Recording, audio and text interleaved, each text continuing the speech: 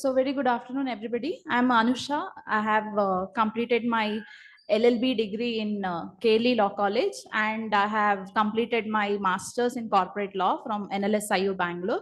Currently working as assistant professor of law department. So today we will start with the concept of setting up of business entities. So how many are repeating for this course, anything like that, or everybody are new for this particular course? New, repeating the same subject also, like whole coaching module. Okay, you repeating the whole, fine. So firstly, with respect to this whole subject, we have two division in this particular subject. One is like we have setting up of business entities, which will be weighing for 60 marks. Okay. And secondly, we have the concept of industrial and labor laws. Okay. So the whole law aspect is running throughout the module though, but industrial and labor laws are specifically about the laws that are there, and each and every tiny sections are very particular there. But when you compare with the part one, that is setting up of the business entities, multiple things are repetition for you because you are already doing company law also, right? Yeah. So many of the concepts which are there in the company law is kind of repetition here. But in this whole subject, we are studying something in the perspective of how the setting is happening. Okay. So we are not going in depth about all the aspects of company law, but we are going in depth about the different companies. Okay. You all know by now that there are different types of companies. There is no single one private company, public company. There are a number of companies. So in our whole module in this whole syllabus, in the part one, which is weighing for 60 marks, we will be studying how these companies are working differently. And also we will be studying what are the procedures that they will follow for their registration, and what are the exact liabilities for them, how are each and every companies amongst themselves are differing. Okay, that is the basic things we will be studying in the setting up of business entities. Then once the entity is being set up, so you know that there are some 8 to 9 types of companies. Once these companies are set up, there has to be certain laws and regulations that they will be governing, specifically encountering for all your employees. So that aspect is nothing but the industrial and labor laws. There you will study all the labor laws that will be dealing or that will be helping to govern these particular types of companies. So this is how the structure of our course go. In today's class, we will only discuss with respect to selection of business organization. That is your first chapter. And also try to cover some portions of corporate entities. Now, whatever I have displayed, this is the material of the institution. This is not ICS, that material. But no doubt, everything that is put up here is same as that is there in ICSI material. Fine. So one thing I would always suggest is your core basic notes should be the modules which are given or the study material given by the ICSI institutions only. Fine. Don't deviate from those materials. Don't try to do some shortcut ways and study some other materials. Even though this material is having cut to cut everything that is there from the ICSI material only, but everything is in a shorter version here. Okay. They have tried to explain it in a very better way, and it's kind of a very glimpse that they have tried to give from whatever the study material given by the institution. Okay. ICSI institution. Fine. So in the chapter selection of business organization, which we will start today, in that particular chapter, we will study two important concepts. Firstly, what are the different types of companies? Okay. There are some 8 to 9 types of companies. We will study that. Then once we study these types of companies, we will study how an individual will make the choice of these companies. So how an individual will make a choice of these companies will differ or depend upon n number of factors. So that part we will study later. So what we are studying today is two important concepts. Firstly, the different types of companies. Secondly, the factors that are involved to determine or to select, I want to start this company. Okay, in that fashion. So yeah. How many have the material that is given by the coaching institute? Only both of you. Rest all have your ICSI material at least? Yeah, it's the same. You can open the same material. So the very first thing that I was saying you about is that different types of business we will be studying here. So before that, if I can ask any one of you, what do you mean by a business? What is business? Yes. Economic activity, fine. Any other? Exchange of goods and service, okay. For some consideration, fine. Okay, that is the concept of business. Now, what do you mean by business organization? So,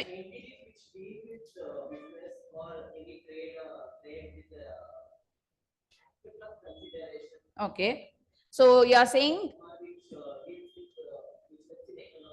fine. So when any kind of business becomes or it is run through an entities, he is saying that it is a business organization.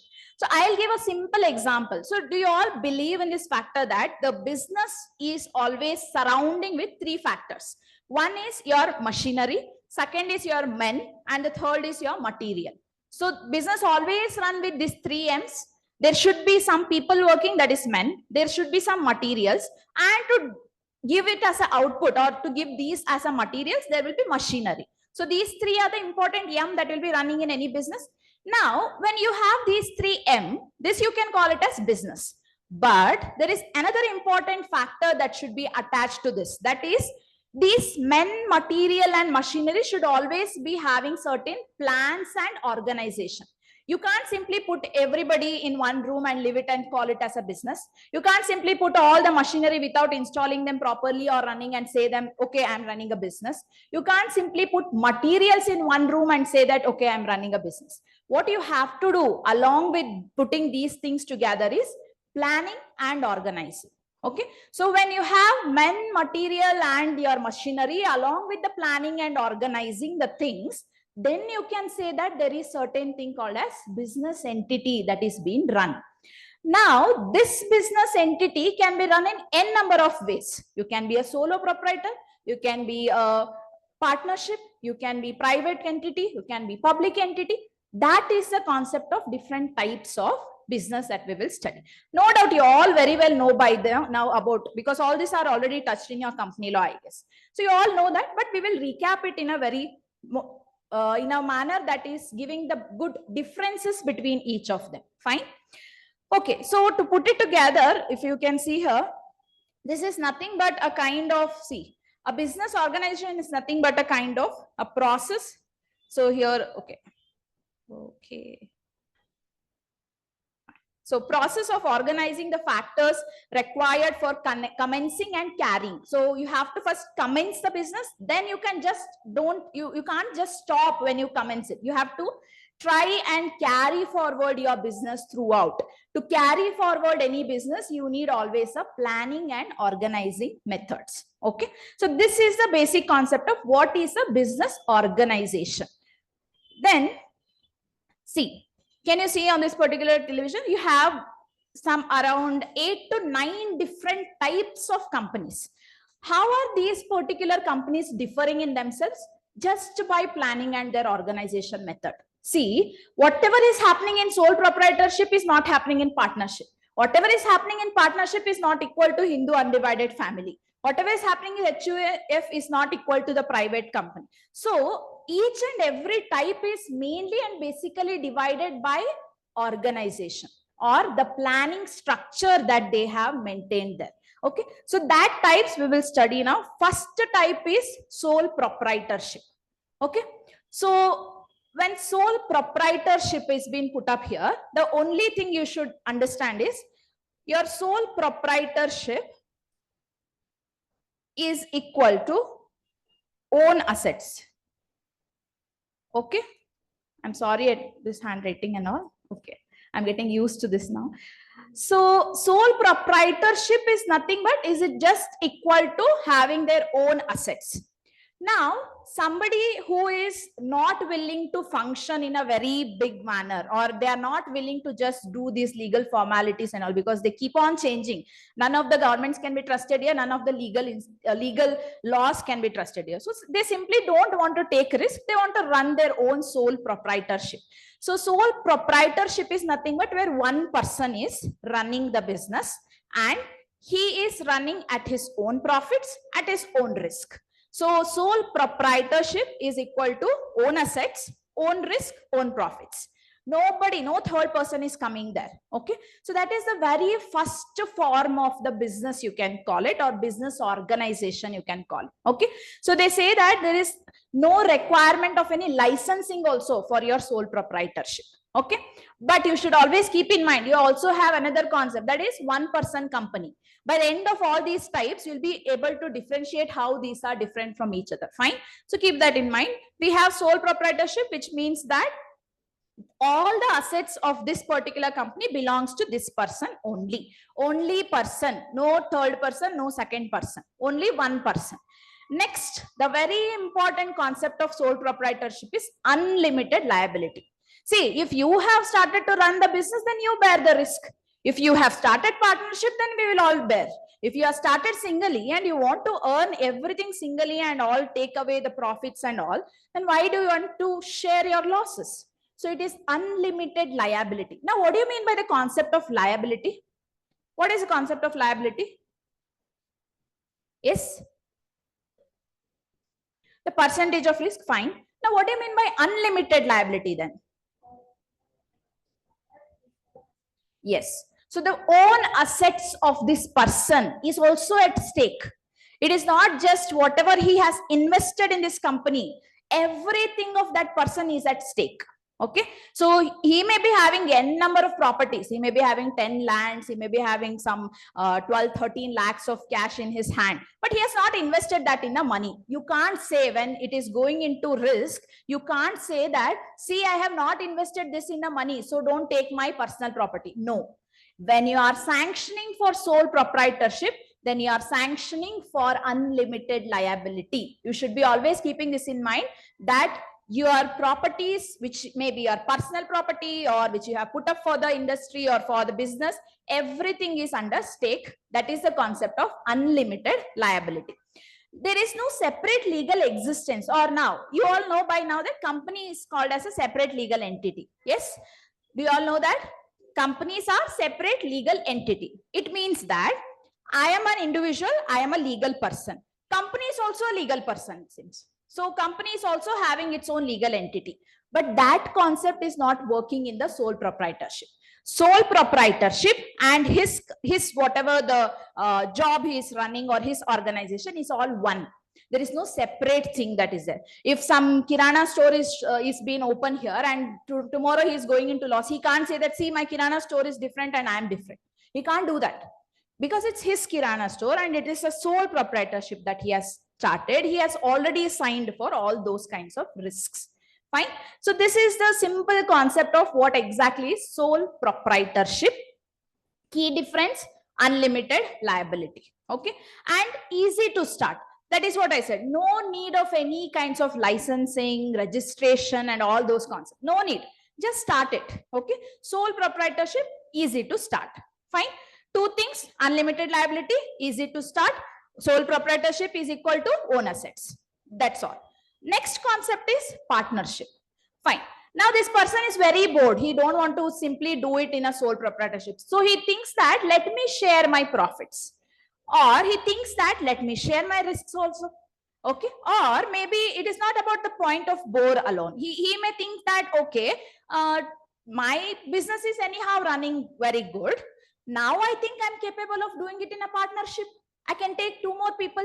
I can make them as a partner. Okay. So when you are making somebody as your partner, or you are starting or thinking to start a partnership firm, then you are automatically subscribing for the division of your risk, division of your profits. Okay. You should always keep in mind, partnership is equal to main motto, earning of the profits. It doesn't work like how your NGOs work, no profit motto. No, every partnership is for the profit motto itself. Okay, when partnership is equal to profit motto, and when partnership is having multiple people in that, see, you can't say that I'm starting partnership with one person. Can you say that? No, right? There should be 2. So the minimum people that is required for partnership is 2. Fine. So partnership firm is nothing but when 2 or more people, when they all come together and they are pooling up their funds. See, this person is keeping an open approach or keeping an open invitation, saying that please, anybody who is willing to act as partner with me, you can join me. Now, if that person is saying, see, I won't give you any money, I'll just come and take your risk or come and take your profits, will he agree for that? No, you have to also give me money. See, the whole society is running on money, guys. So you have to give me money and take the profits. Okay. So when any other person is trying to give money, is trying equally to fund you. Okay. Fund you. And then he is saying that, okay, I'll give you my funds also. I'll take my risk also. I'll take my profits also. Okay. If this concept is running between two or more people, it is nothing but equal to a partnership firm. Fine. Now, what is the important feature here is, again, it's unlimited liability. See, by the only means that you started working with two people, that doesn't make it, it's a limited liability. Again, a partnership firm is a unlimited liability only. Two people came together, three people came together. All three are sharing their risk, and all three are sharing their risk at the stake of their personal liability again. Okay, they can't say that, see, I will not take this much of risk, please you take it. See, I'll not take this much of risk, please you take. No, everybody are sharing the risk. Everybody are equally liable when it comes to any kinds of losses, and that liability will go till their personal liability and personal assets also. Okay, so anybody who is entering into this partnership firm should always keep in mind that even though I'm entering into partnership firm, my personal assets are also at stake. Fine. Yes.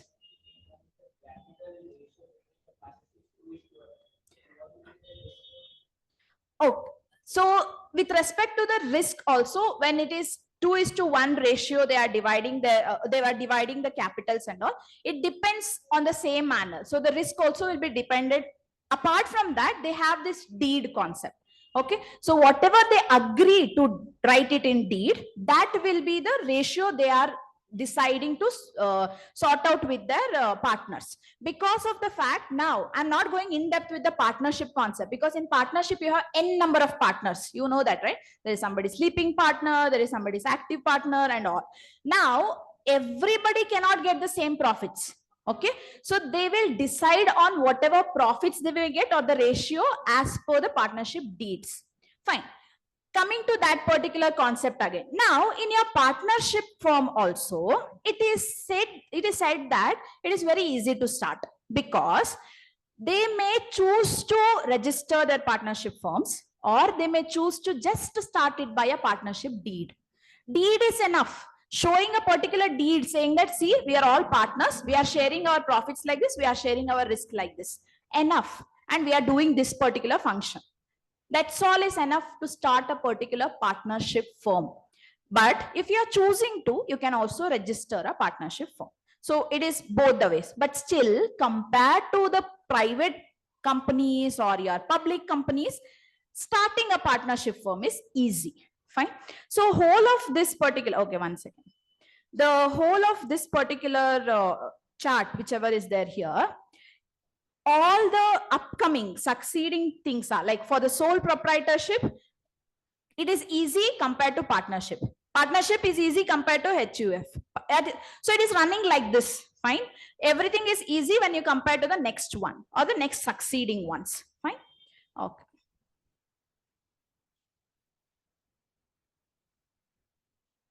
Yeah. So again, relatively it is considered as inexpensive. Fine. Because here only a comparative, what you say, deed is enough. Now they are saying that, you all know there is another concept of limited liability partnership. Yes, right? What these people are saying here is, this is relatively inexpensive when you're comparing it with the LLPs. Because in LLP, there is again a much more stringent rules that they should follow. Okay. But when you compare it with the LLC, the LLP, this is the cheaper version, or this is very inexpensive kind of setup. Fine. We'll move to the next one now. Clear with the two things, sole proprietor, partnership. Next one is Hindu undivided family. Okay. So Hindu undivided family is a kind of setup, again a business organization, which should be done firstly by Hindu family. Okay. So very simple. Hindu family should do Hindu undivided organizations. Now, the very important thing why these people do this is tax benefits. Okay. So, because in a family, there may be 10 people. So, 10 people paying individually taxes is more than they clubbing up and making it as one business and paying the tax for the business. Yes, you all agree that? So, one whole set of people are paying tax for a business and 2-3 remaining people are paying the individual taxes. Tax effective. Yes. So that's the main motto they say for your Hindu undivided family. Along with that, there should be ancestral properties to do this. You can't simply, now we all are living almost in the nuclear families. Yes. You can't simply say that, oh, out of all the love and care you have for your families, suddenly you start doing your Hindu undivided family. It doesn't work like that. There should be some ancestral property. There should be some kind of business which they have followed from like long years, and now they want to make it as Hindu undivided family business, and then they are started to run like that. Fine. It is no doubt a kind of partnership, but with the only thing that in partnership you have choice, saying that, see, I want to join here, I don't want to join here. You have choice. Hindu undivided family, if somebody is running, do you know what happens? They say that a child who is born in a Hindu undivided family is already a partner of that particular firm. There's no choice for them. Okay. They say that these people who are born here are taken as a person, or who is taken as a member of the Hindu undivided family. Now in Hindu undivided family, what's happening? Same things. It is having its own PAN. It is having its own tax benefits and all. So everything is running like a normal business only. Here what is happening? They should get their pooling of assets. That assets is coming from where? Ancestral properties or the shared assets of the family. And now to begin with this particular Hindu undivided family, at least 2 persons should be related to each other. Okay. They say that 2 generational relation at least should be there to start this whole setup of Hindu undivided family. And whoever will be elder in that whole setup, whoever will be elder person, that person will be called as Karta. And remaining all will be the co-partners or the members of the Hindu undivided family. Now, what is happening here is, firstly, there should be some inherent ancestral property, and all of them should enjoy this property and have equal share. So you can see your 4th point here of the features. They say that all of them should have the, okay. So they are having the equal share in the property and they are enjoying everything. They are also enjoying the profits. They are also sharing the risks. You can't say that, see, I am in this family, I am Karta, I can't share the risk. No, you are a Hindu undivided family setup. Now you have to share the risk. You have to also bear the profits. Okay. So if at all I can give one small example for this. Now you all know that there will be, for every 10th or 11th family, there will be one Sharmaji. Yes. So yeah, Sharmaji is having his own sweet shops. Usually they will be having their own sweet shops and all. Fine. Anybody, any Sharmas here? I'm sorry. That is the case. Okay, fine. Just an example though. So yeah, so they are having their own sweet shop. Now in that whole family, who is there? One grandma is there, one grandpa, and 2 sons and their daughter-in-law and all are there. So what's happening is they all start and they all think that let us all start together this sweet business. Fine. Now, the people, like the kids in that family who are just into eating sweets, they don't know anything. They are just eating sweets. They are also still considered as a members and co-partners. To that extent, the Hindu undivided family works. Okay. And also what happens is, now they are getting a good profits. What will they do with the profits? They will use that particular profits, one part for their own shares, like the company's prospects, like for the sweet shop itself. The other share to do anyhow, any of the expenses of the family. It can go like that. But whatever they are earning, they are spending it together. Whatever they are getting the loss, they are equally dividing the losses. So it runs like this. Okay. So at any point they may start, but you should keep in mind that 2 related generation is required to start this. Yes.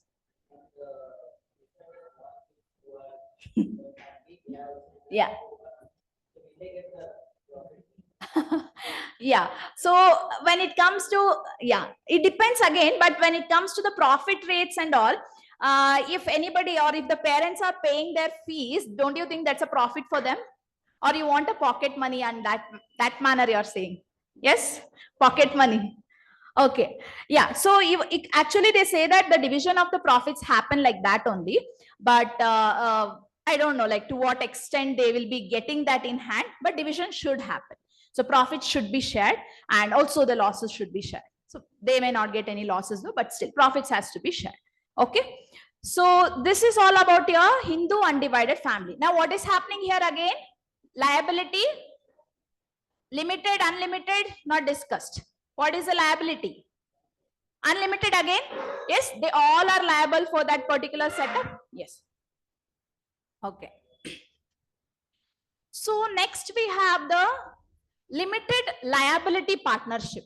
The very important concept of partnership was unlimited liability.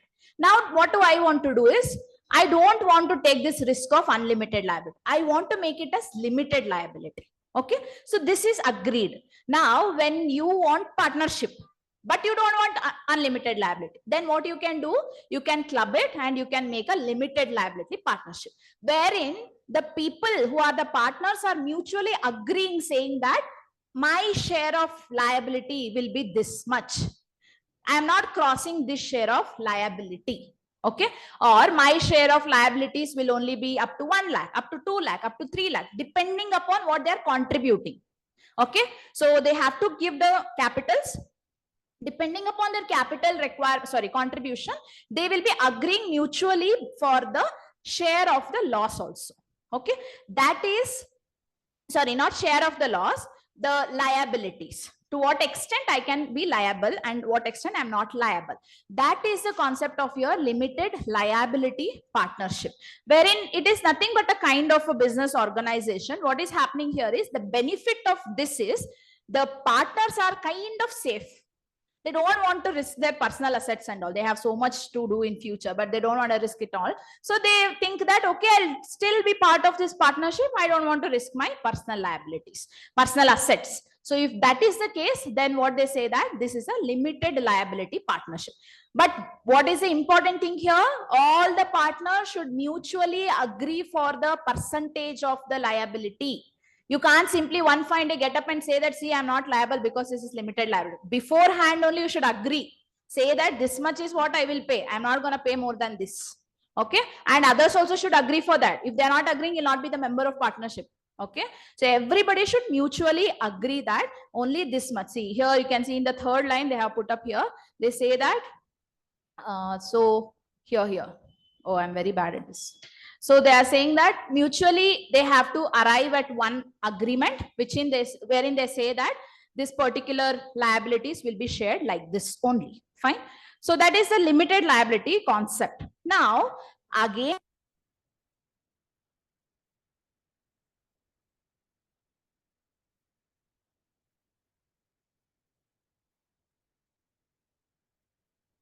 hello, yeah. So again, they say that this.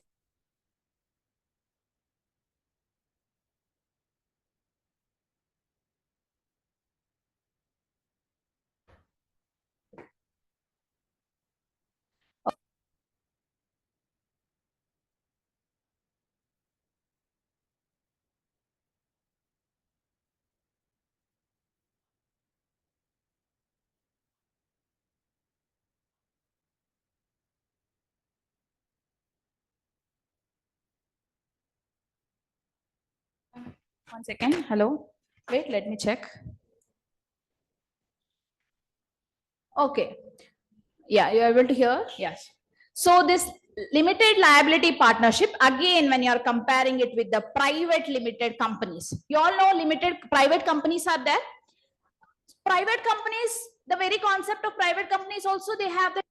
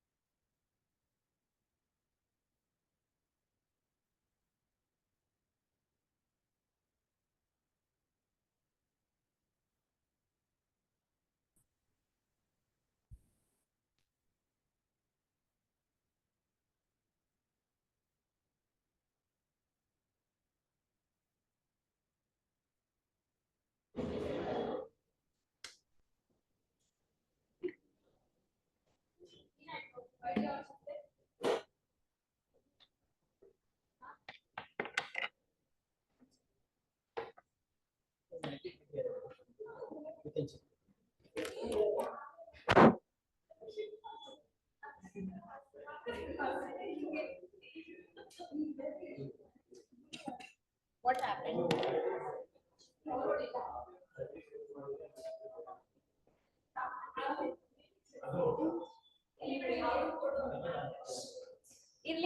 Sit down.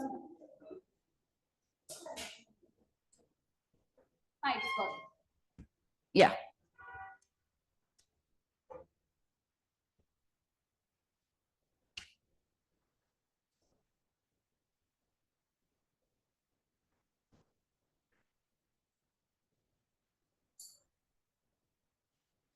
Okay. Yes, yes, yes.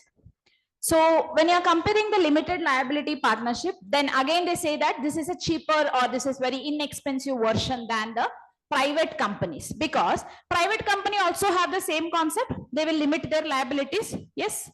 Now, when limited liability partnership is also limiting, private companies are also limiting. What is the difference between them? Okay. So they say that this limited liability partnership wherein the partners can be two or more, and don't go for the private companies now, we'll discuss it later, but they call this approach of limited liability partnership as one of the inexpensive approach when you are comparing this with the private companies. Okay. And the very next concept is about the features of this. Yeah. So what they say is limited liability partnership is always suitable for the non-scalable business. What do you mean by non-scalable business? Any idea?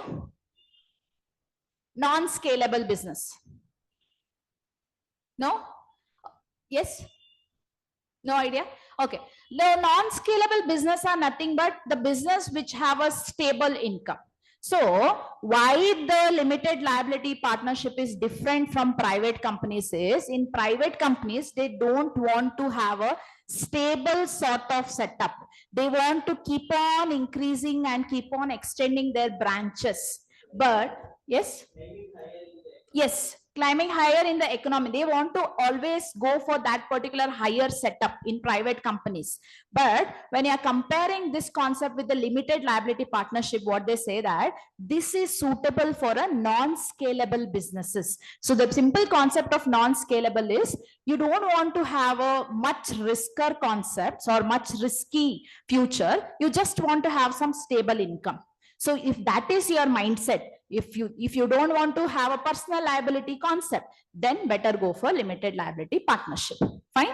Okay. Next is fewer compliances. Now, limited liability partnership have fewer compliances when compared to the next version of companies. And a very good example is your contribution towards the or the auditing will be only done if at all the particular okay. Okay. So they say that this auditing will be done only if your turnover is exceeding around 40 lakh. Okay. So there they are reducing the compliance concepts. Simply don't keep on doing auditing and all. If it is exceeding 40 lakh, then you can do the auditing setup here. And your contribution, if it is more than 25 lakhs, whichever is there, then you can do the auditing is what they say for the limited liability partnership. Then number of partners. There is no limit on the number of partners in cases of limited liability partnership. Fine. So this is the concept of limited liability partnership. Next, we have something called as cooperative societies. Have you all heard of cooperative societies? Yeah. What is the main motto of them? Profit making? No. Social work? Yes. And what's the motto of NGOs then?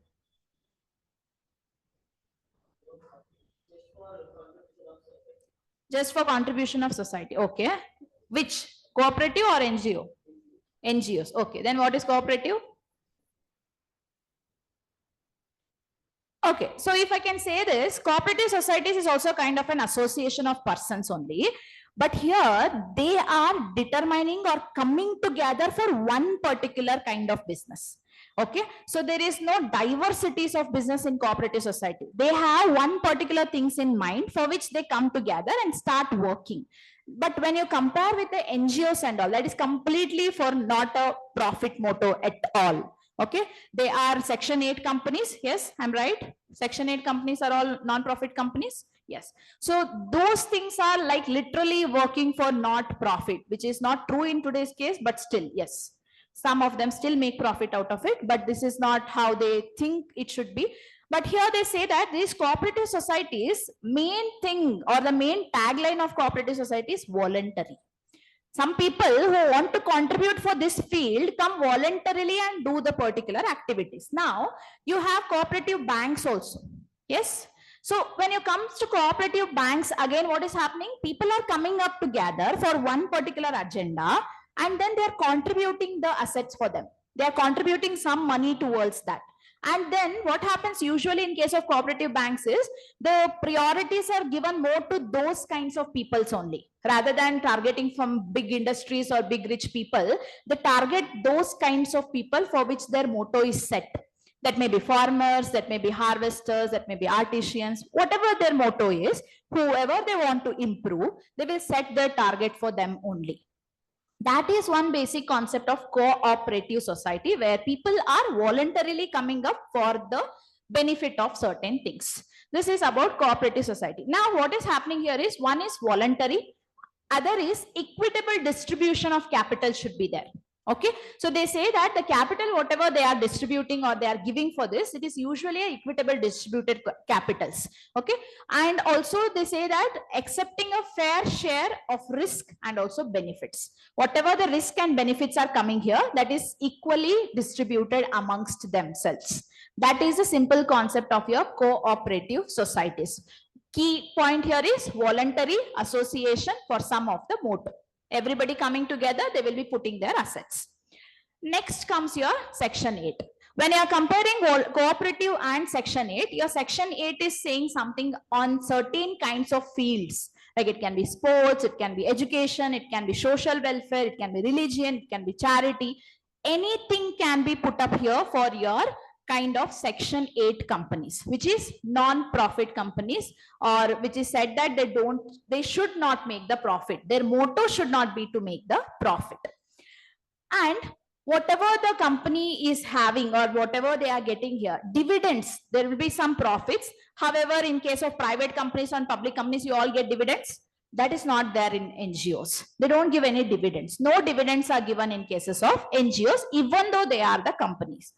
Next, what is a feature here is, the very important feature is you should prohibit giving the dividends. Why? Because profit is not my motto.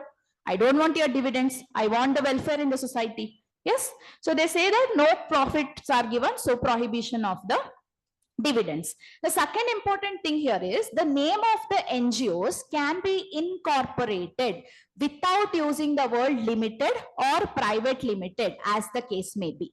Now, usually you know that every companies will have their name ended with limited, private limited, public limited, and all of those things. What they say is, in cases of NGOs, you can skip this. You no need to mention saying that private limited and all. Okay, if there is some green harvesting company, that is enough to say that is as NGO. No need to say green harvesting private limited. Okay, so something of that sort, they say that there is no requirement of private or private limited addition towards these particular concepts. Next, flexibility in administration. So it is NGO, and the people are here also again kind of voluntarily contributing for the things. So there is flexibility in the administration process. No need of simply making hectic rules and regulations or planning and organizing things, management, n number of people is not required. You can have some flexibility in administration. There will be some people who minimal work. Okay, the management of this will be very minimal and very easy to manage. Right? Yes. Huh? Okay. What do you think? No. So the answer is no. The shares are not issued in the Section 8 companies because that is not equal to the private. Usually in public and private house shares are issued. It doesn't work like this. Yes. Do you all think the other way around? No, right? Do you have, okay, you all maybe, of course, you all have some shares of some companies and all, right? You're all doing trading and all? No? Why? Don't want to take risk, ma'am. Yes? Why no, why no tradings and all?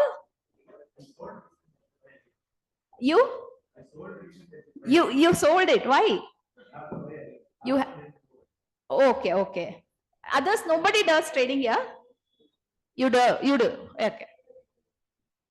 So have you ever come across NGOs sharing or NGO shares you have? No. Yeah. Yes. Yeah. Okay. So the next concept is one-person company. You already have studied sole proprietorship. What is this one-person company now? Okay. There also one person. Here also one person only. Why again a one-person company concept? So one-person company is something wherein when you try to differentiate between sole proprietor and one person, if this Kirana shop person tomorrow dies, his shop is closed. Maybe his legal representatives will start functioning, but still his shop is closed. But in case of one person company, there is a concept of one nominee. Okay. One nominee is there because they want to keep it as a perpetual succession. You all know what is meant by perpetual succession? Company concept. What there is a phrase, right? People may come and go, but the company is, yeah, something like, yeah. Company stays, yes. So the same thing. Here, in case of one person, what is happening is they want to make their company stay. That is why even the one person is handling everything. One person assets are here and that person is enjoying profits. That person is enjoying the losses also. But there is one nominee here. Sole proprietorship may or may not have, nominee concept is not there in sole proprietor, but just because they were running from long time, maybe their legal representatives may all take over it. But one person company, very clear that the shareholder, that person, whoever is holding that particular, he will be the only nominee in that particular company also. He can appoint somebody else as nominee who will take the future of that particular company. Fine. And so the constitution of this particular company is strong improvement over the sole proprietorship. Earlier, sole proprietorship was in practice, but when one person company came up, they saw that it's a very good improvement compared to the sole proprietorship.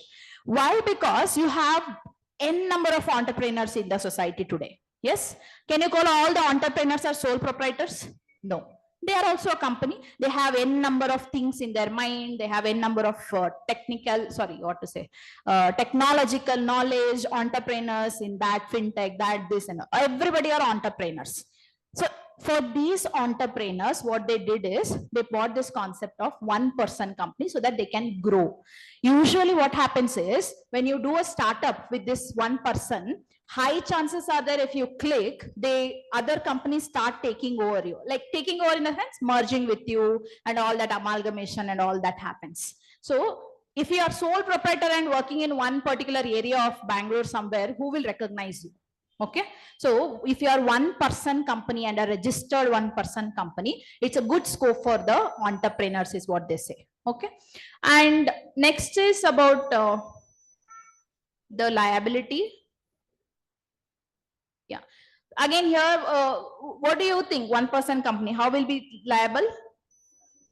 Personal liability, limited liability, what is that? What do you think? Quickly. Unlimited liability, fine. Anybody thinks it's a limited liability? One person company. Okay, yeah, as it's already mentioned here, whatever the risk and whatever benefits are there, it will be shared by one person. So it's usually it's usually unlimited liability, but again, depending upon the deeds that they sign. Okay, there are high chances they can make this as a limited liability also, because of the fact they can say or take sometimes the defense of company and I am separate person, but still it doesn't hold good in case of one person. Usually these peoples will be entrepreneurs only. Okay. And next is the low compliance requirements. There is no much compliance requirements again in case of one person when you are comparing one person with private. But when you're comparing with partnership, this has more compliance. When you're comparing it with some other LLPs, this has more compliance. Compared to the next version, this has less compliances. Now, various exemptions are given for them, and exemption from holding annual general meeting is there. Financial statements are not required. Board's report are not required, and also cash flow statements are not required. Why do they say cash flow statements are not required here is only one person is handling the transactions. No need of making it very big transactional values, or there are n number of people. Like what happens in private companies or public companies, there are different people, the different set of departments. Each department will have their own set of cash flows. That is why they say there the statements are required. But when you are comparing it here, in case of one person company, since it is only the person, only profit and loss account can be fine, but cash flow statements and all per se is not required.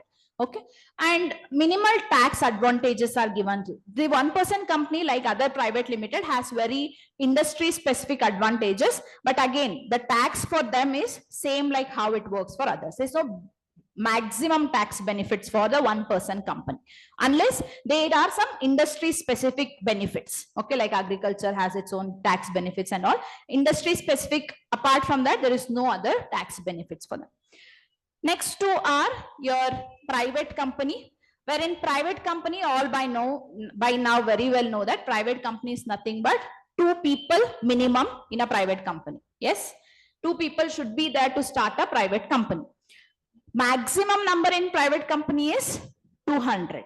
Okay, so that is the limitation for your private companies. Now minimum 2 directors should be there. In case of private company, they say that shareholders' right to transfer share is restricted.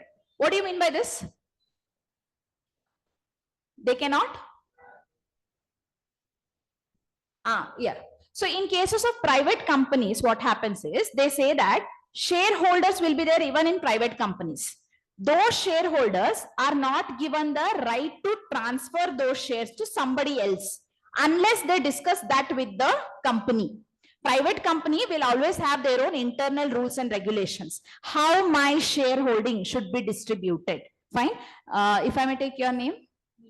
Megha. Yeah, if Megha is one of the shareholder in one of the company, now Megha wants to sell off her share, but she is in a private company. If it was a public company, she could have done very well because stock exchange, yes. But here it is a private company. Now Megha should first discuss with the internal bodies about her wish of selling the shares. Only then, if they are allowing, she can sell it in the open market. If not, then she has to sell it back to the company. Okay, so there are n number of ways how she can sell it back. With the buyback options and all will be there, but she has to sell it back with the approval. This is the simple concept in private company, wherein they are restricting the right of you all shareholders to sell your shares outside because they want to take it and be within the company itself. And next is an invitation to the public for the shareholding cannot be done by private company. Once a private company invites the public for funding, then it becomes a public company. Okay, so your private companies can never give an invitation to the open public to subscribe for their shares. Why? Because if they are giving invitation, shareholders are waiting outside, they will invest. Now they are all public. They are not the internal people, or they are not the people who have set up this. You all have the concept of promoters and all who start these companies. Yes, so that becomes very difficult. And once you openly invite everybody to be a part of your company, you become a public company. Okay, and you shall then start having the liabilities. You shall then have to answer all the questions to the public also. Okay, so that's a simple concept of your private company. Various features of private companies are there, which we will study in the next module there.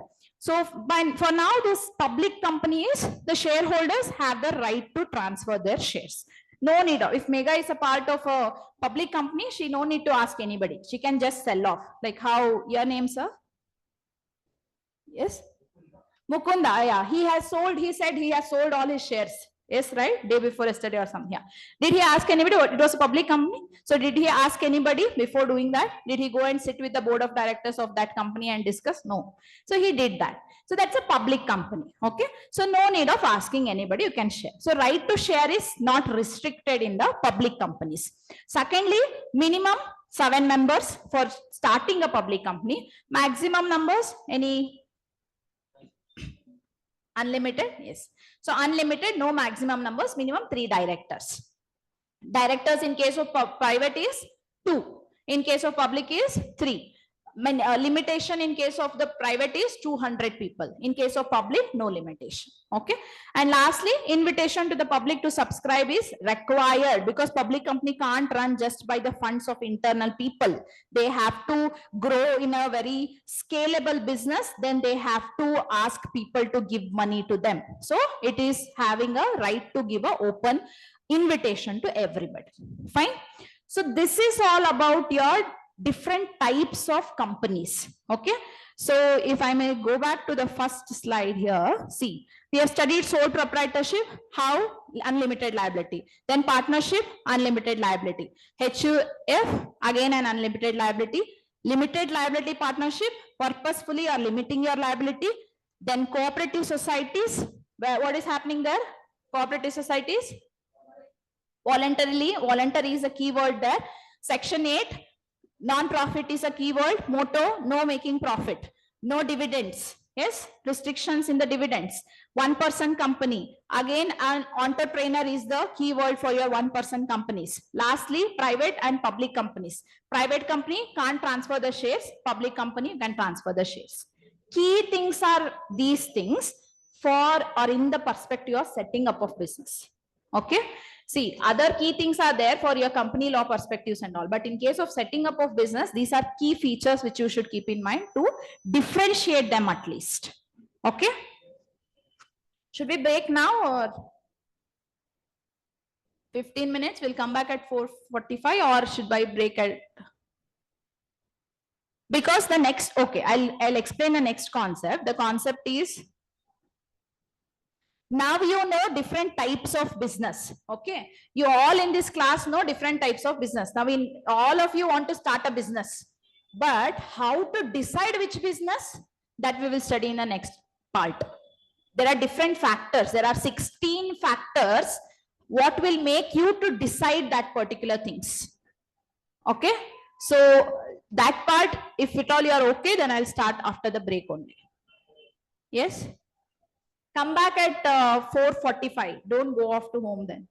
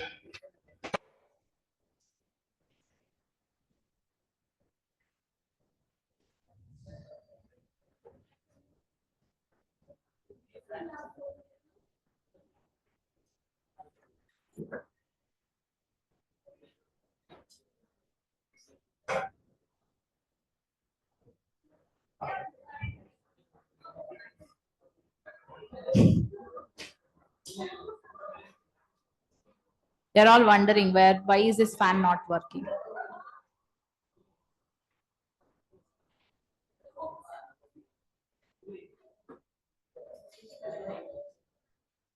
Is it okay without fan for you guys? If not, then you can switch back. Quickly. You have that fan now.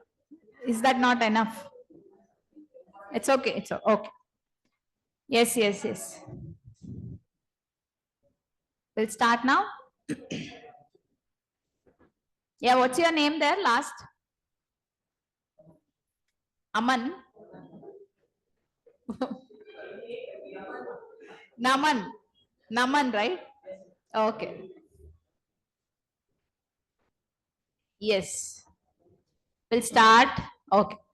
So yeah, till now we have studied some different 9 types of the business organization. Fine. The next part in first unit only, like the first chapter itself, is how will you decide which business you want to start? See, I have said you all about the different features of every business, but what all are the factors you should know before you starting a particular company? Okay, so there are around 16 or 17 factors which we will discuss now, and all those factors are not independently running. See, if you have one factor, fine, I'll start this. If you have another factor, I'll start this. No, it doesn't run like that.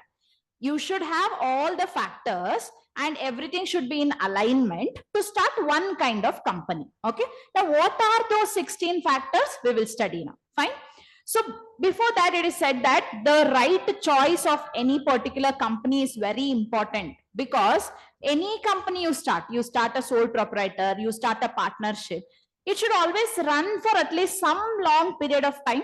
You can't simply start today one company and shut down it tomorrow, then start another company, then shut down it again. That doesn't happen. So you have to always have a long run or a long future plan. In order to have that future perspectives, you should be able to distinguish what kind of organization you want. And there are a number of factors. That is why they say right choice of the company is important for a future perspective or the profit perspective. You making the bad choice of the company, see, you want to, or your motto can be sufficiently achieved by a sole proprietorship, but you are so much greedy that you want to start a LLP. That doesn't work like that. Okay, when your motto can be sufficiently fulfilled in a small company, it shows that why you want to go for the longer one or the more complex one. So how will you decide that? We will study now. And also mostly it depends on the crucial factors like what I have marked here: power, control, risk, responsibilities of the entrepreneurs or the enterprises. Okay, so what will be the controlling aspect? If I'm doing if there will be some kinds of people who don't want any upper hand controls on them, so they'll think that only I can be boss in my company. They can go for one person company, they can go for the sole proprietors, no issues. There are certain people thinking that, see, I am very much expert in this field, but I'm not expert in handling things. Let me do a partnership then. Why simply run a one single business and one person business and take risk? So the control aspect, to what extent you're able to take the risk, to what extent you're able to manage the company, to what extent you're able to take the responsibility of the company will very well become important to decide whether you want which type of company to start. Fine. So the very first factor in that is nature of business activity. Fine. For that, okay. Yes. So the nature of the business activity, the question that you can put up in front of this is, what is the activity you want to do? So if you're answering what activity I want to do, that will answer your nature of business. Fine. Now, in that, there are n number of things, like a sole proprietor can do a business which he is very much professional in. He is simple professional. Now, like your parlors, yes. So parlor is a sole proprietorship. Your kirana shop is a sole proprietorship. Your repair shops are sole proprietorships, because they very well know that I am sufficient for my business. I am very well in parloring things. I am very well in repairing the things. I am very well to handle customers by just giving them the kirana or stationery shops. So they very well know what they want to do or what is the activity that they want to do. If they are clear on that, the nature of business is sort of there. Okay. So in sole proprietorship, what happens is small trading businesses are there wherein the professional expertise is enough. Then you go for sole proprietorship. Then what happens is, in case of partnership, that is what I was saying earlier. Partnership is somewhere where 2 or 3 people are coming together, no doubt, but each one will be having some or the other special qualities. It is not everybody will be good in one thing. One will be good in handling things. One will be good in making certain things. Okay, if I can give an example. So two of the friends, anybody coffee lovers here? Coffee. Okay, very nice. Megha and the other one? Pooja. Pujita. Okay. Megha and Pujita are, yes, boys. Why? Naman. ಏನಾಯ್ತು fan ಇಲ್ಲ concentrate ಮಾಡಕ್ ಆಗ್ತಿಲ್ಲ ಈ ಕಡೆ ಬಾ ಇಲ್ಲಿ ಬಾ ಇಲ್ಲಿ ಫಸ್ಟ್ ಬೆಂಚ್ಗೆ ಫ್ಯಾನ್ ಇದೆ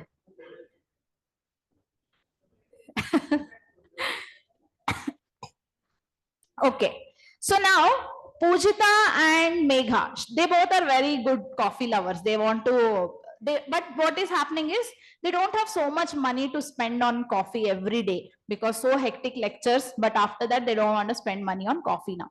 What they think is, anyhow I'm learning setting up of business, I know how to set a small business at least by now, so they think that we'll do a partnership firm wherein Pujita will say that I will handle all the coffee making thing, I'll make the coffee and all, and Megha will say fine, I'll drink all the leftover coffee and handle the customers. So if this is happening, what is the intention there? One is making coffee. She's expert in making coffee. She makes very well coffee. Okay. Have you ever offered for your friends? No. Okay. So Pujita makes very well coffee, but Megha is very good in handling customers. She is very good in managing things. Now what they both together decide, let us start a particular coffee shop. Okay, and they name some particular coffee shop for that. So what happened here is they shared whatever they know amongst themselves. That is, one is able to handle the people, one is able to make certain things. Like this, your partnership forms start always. So me being an advocate in the advocacy profession, so you all have heard about advocate firms also. So all the firms, will they all have only civil lawyers? Will they all have only criminal lawyers? Yes. So there are high chances that in a firm, they will try to have maximum people, like one will be an IP expert, one will be a criminal lawyer, one will be a civil lawyer, something of this sort. So this sort of setup wherein you are able to decide what kind of things you are expert in and coming together will help you to form a partnership firms. Okay. So the nature of activity is, you know something, I know something, let us together make a particular partnership firm. Okay. So that is a second form. And the next is limited liability partnership. Again, so you know the nature of business, like both of them know that they are coffee lovers. What happened is both of them are very like good coffee sellers, they are making good profits. One fine day they think that, see, let us convert this partnership into LLP because I can't take risk. Pujita says that I can't take personal liability and all, I can't keep, I have so much of worth, assets and all, I can't keep everything as a personal liable here or assets here. Then what happens, they will change themselves into a LLP. They will limit their liability, but no doubt their main activity was again the same, which they have already decided. Okay. Now they don't want some third person, but just they are shifting from one particular system to the other system. Okay. What made them easy to shift? Because they knew what they wanted to achieve. Okay. So that is the first thing, where the nature of the activity should be known well. Then the next is, in case of one person company, what happens is, here limited company exists and a separate business they want to start. So if these particular people, both of them, they want to start separately. Okay. One want to start a hot coffee beverages, the other want to do the cold coffee beverages, something beverages like with respect to coffee but in a colder version, cold versions. So now they want to divide amongst themselves. One person company. Yes. Now Pujita was very well in coffee making, but she was very well in making cold coffees. Meanwhile, Megha, in the meantime, she has learned how to make hot beverages out of this coffee powder. So if both of them are separately or separating and making one single individual entities, that becomes one person company. Again, what was the deciding factor? The nature of the business they wanted to continue and do. Okay. So this is about the first category or the first factor, which is nature of a business. That is nothing but answering the question of what is the activity that you want to achieve after this whole business is coming into picture. Second is scale of operations. Okay. So firstly, you should decide whether you want to have a large scale of operations small scale of operations, or you want to be in a safer side, neither too large operations, not too smaller scale of operation. Now, what do you mean by scale of operation is again the scalable kind of business wherein you want to achieve so much, like future perspectives. You want to have much expansion of business. If you want to have a much huge expansion, then you are in the bracket of large. Okay, you are in the bracket of large scale operations. If you want to have very small operational scales, then you are in the bracket of small scale operations, wherein sole proprietorship can work or one person also can work. And in cases of large, what works is companies. That can be private or public, but company system or setup works when you are choosing for the large scale operations. And finally, when you don't want either a large scale operation or a smaller scale operations, then you can go for partnerships or the LLPs, wherein there is no huge scale of operations there, but just minimum being with the partners, sharing the profits, sharing the losses. So this is a second factor which will decide on the concept of how you can choose your company. In that perspectives come your business of MSME. What do you mean by MSME? Medium, small and micro. Yeah, micro, small and medium enterprises. Now, there are certain rules for this. In cases if you want to choose micro industry, small industry or the medium industry, these set rules should be followed as per your MSME Act, that is 2006 Act, which says that in case of micro enterprises, your investment in the plant and machinery should be less than 1 crore. Okay, and your turnover should be less than 5 crore. What do you mean by turnover? Yes, revenue. What do you mean by revenue now?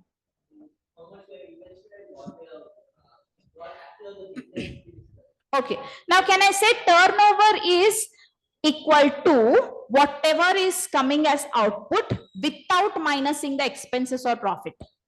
In the sense, if the turnover, if I can say I have produced 10 products this month and this whole year, 10 products, each product is equal to 100 rupees. So what is my turnover? 10 into 100? Come on guys. 10 into 100, 1000, yes. 1000 is my turnover. I have not minused my expenses. So turnover is a concept of total, whatever the company can achieve. Okay. So what they are saying here is they are capping it on the turnover concept, not on the profit concept. So they say that for a micro enterprises, investment should be less than 1 crore and turnover should be less than 5 crore. For the small enterprises, investment should be less than 10 crores and turnover should be less than 50 crores. And if you want to say any enterprise as medium enterprise, then the equipment and investment should be less than 50 crores and otherwise your turnover should be less than 250 crores. If this is the setup, you can consider them as micro, small and medium enterprises. Okay. Apart from this, it will fall under the large scale operations. Okay. Now, this was about 2006 Act, but the Union Budget of 2025-26 has revised this version of the amount and they have made it as here. The turnovers are usually revised. You can see here, turnover for micro is now less than 2. Okay, wait. Investment is being changed. Investment is being changed and they say that it should be in a cap of 1 to 2.5 crores. If that is the case, then it is micro. If the investment is from the cap of 10 to 25 crore, it is under the small. Then medium is 50 to 125 crore. They have changed the investment caps, not the turnover caps. Okay. Because now they are very well of this opinion that the investments are happening more. Okay. So that is why they capped it in the brackets of 1 to 2.5, then 10 to 25 and 50 to 125. So this is how you can decide on the basis of your scale of operation. See, this particular investment on machinery and plants also will say how your scale of operations run. Because if you are doing a micro, your scale of operation is very less. You don't want to have a huge amount of operations in multiple places. And all. If you're opting for a medium enterprises, then it can be more than at least a micro. So investment on machinery and plant is equal to how your scale of operations are running. That is why they have put this concept under the scale of operation. Fine. The next third factor is capital requirement. So capital requirement is nothing but how much capital you can bring to this organization. That will also help you to decide which type of organization you want to start. Because if you want to start a private company, of course you need more capital at least than the partnership and LLP or than the sole proprietor. Okay, but if you want to do a public company, you need an extremely large capital than any other companies. So what kind of fundraising you can do will also help you to decide which type of organization you can take. Okay, if you are not able to raise any funds, then you can go for small sole proprietorship and finish it off. If you are not able to raise, if you are able to raise so much of fund, then go for public. So it depends on how much capital you can raise. Now, when I'm explaining the next points, don't forget the previous points. Every point should be in alignment. You should be having a good nature of activity to do. Then you should also have a scale of operation decided. Then you should also be able to raise that much funds. If you are not able to link one and the other, then you are not able to come to a conclusion of which type of business you want to start. Okay, so all points are and clauses, in the sense everything should be in match. It is not or. It is not like one is there, okay, I'll go for this. Second is there, I'll go for this. It doesn't work like that. Fine. So they say that enterprises which require the heavy investments, like all your big industries, iron industry, steel industry, manufacturing projects and all, whatever are there, they require very high or heavy investments. When they require heavy capitals, they can go for either private company or a public company. Now, when anybody is decided to go for iron industry, three things are already set. Nature of work they want to do is manufacturing. Second is the scale of operation that they want to do is huge. Go for the large. Third one is capital requirements. They can invest so much, then go for the private companies. Did you know how they decided to be in the private scale or the public scale? So like this, they have to decide. Next is if enterprises are requiring small investments, okay, like any retail shops are there, or if they want to just do it amongst themselves and all, very less money they have, they don't have huge capital, then you go for a sole proprietorship or even sometimes partnership is fine for you. These are two ways how you can decide on the basis of investment. Ready to invest, go for the larger version. If you're not ready to invest, go for the smaller version. Yes, you all watched Kantara movie? Yes, in PVR or in theaters? Theaters. Why PVR high? PVR did not get the ticket is one reason. Second reason, very high prices.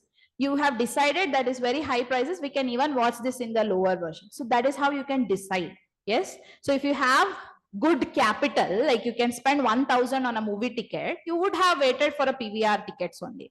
But you thought that let me do it in a, let me watch it in a normal theater also. That is fine for you. 200, 300, you watched it.